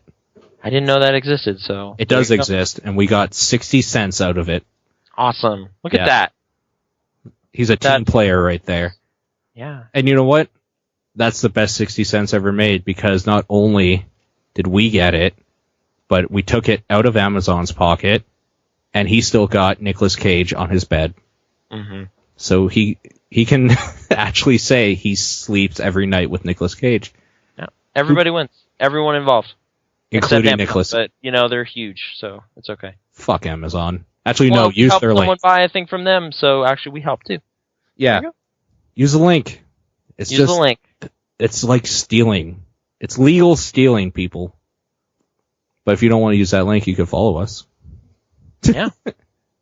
Where are you located, Nathan? I am Krasnor on the internet, so that's Kraznor. That's on Twitter. You can probably just type that in Google and then click on any link it brings up, right? Yeah, most of those are me. Okay. Most of them. Okay, hold on a sec. But Krasnor. Yeah. This is going to be good. Mm-hmm. Okay, so we got your Twitter profile, your giantbomb.com profile. Yeah, I'm on there. Your rainbow-net profile. All right. That is also a thing I have. That's the third one. Weird. Okay. Steam Community ID. Yeah, you're on Steam. Actually, we have a Steam group, too. You can join that for Dota play. Well, for anything, really. It's open now. It was closed before to invite only. Oh, weird. My third one is screened.com, but okay. Okay. Your fifth one for me is screen.com. You're on Formspring. You have a fan club on Facebook run by Peter. Or Mario 64 Mario, I guess. Mm-hmm. Your Raptor. Xbox.com. Xbox.com. These are all me, so check it out. This YouTube thing, though, this is not me. No? I am Krasnor G on YouTube. Oh, man. Oh, interesting. I gotta see what this is all about here. 8 out of 10 cats. Fantastic. Okay. I swear that is not me. I'm also not this DeviantArt page. He also has 0 subscribers, whoever this is. Oh, wait, but first anniversary, one of the videos they uploaded, has 10 views. Pretty good. Pretty good. Oh, wait, she is the WGM, 101 views, uploaded 3 years ago, 43 seconds. Mm-hmm. So that is not you. That is not me. Okay. Who are you on YouTube? I'm Krasnor G. So same thing, but with a G at the end. Yeah. What does the G stand for? Gardalos. It was a reference to KOTOR character I made. There you go. It's just so obscure. Gaming history. It's not even just like Shepard or something in the Mass Effect universe or like Snake or something. It's like a character you made in KOTOR. I love it. Yeah. Wow, weird. And now I'm also just like that weird thing of looking up your own internet footprints. There's some strange stuff on here. Yeah. So look up his internet footprints. Okay. This is not me. I don't know what Silky Venom is, but it's not me. I don't believe you. Okay, anyway. Silky Venom. Pony FM, that is probably me. What? Wait. Oh, yeah, this is me, but I don't remember signing up for this at all. Oh, this is probably so I could comment on the... Anyway. Hey, guys. Yes. Tony is also a thing. And you can follow me at Exposure, EXFAUXSURE. Again, just Google that, and I don't think there's even a second one. Mm-hmm. I wouldn't think so anyways. For me, favstar.fm is my first thing that pulls up, and I don't know why. Perfect. I didn't even know I was part of Favstar. Me either, but some of my tweets were in there, so that was weird. So it must be bots that just automatically populate. Yeah, so it's like, oh, we've found the most favorited and retweeted tweets from this person, so now we'll make a list. But yeah. I didn't get to mention this earlier, but I just kind of want to say that the Kurt Russell movie Breakdown is really cool. Yeah. I finally watched it and was really, really impressed. So good. It's just a tight 95-minute like little thing. Something goes wrong, dude has to deal with it, takes care of it. It was awesome. Really satisfying. Just gets it done. Yeah, but it's kind of tense. I don't know. It was a nice little thriller. I had a great time. So check that out this week. That's the movie I recommend the most from this week. I'd recommend probably The World's End. The World's End is also fantastic. You're right. But man, I should probably recommend that one actually. Well, but I don't know. I was sitting around for 16 years not watching this movie, and then finding it's just like, oh wow, look at that, Kurt Russell. So I'm going to stick with my Breakdown recommendation. You can follow me on Pinterest too. Pinterest. Apparently, I have an account there still. Okay. Maybe don't look up my Reddit activities. No? Maybe not. Uh-oh. I'm totally looking them up now, hey? Well, is it just my upvotes and downvotes, or? I don't know. Why? I don't know. Is there something you want to tell the class? No. Will you tell me after? Sure. I'm so curious now. That sounded so bad.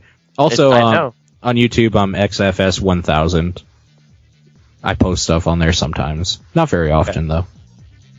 Gotcha. There's a video of me catching Pokemon in a video game and getting overly excited about it. I don't know. It's fucking embarrassing, actually, kind of, but whatever. Anyways, that's it for us this week. Talk to you guys later.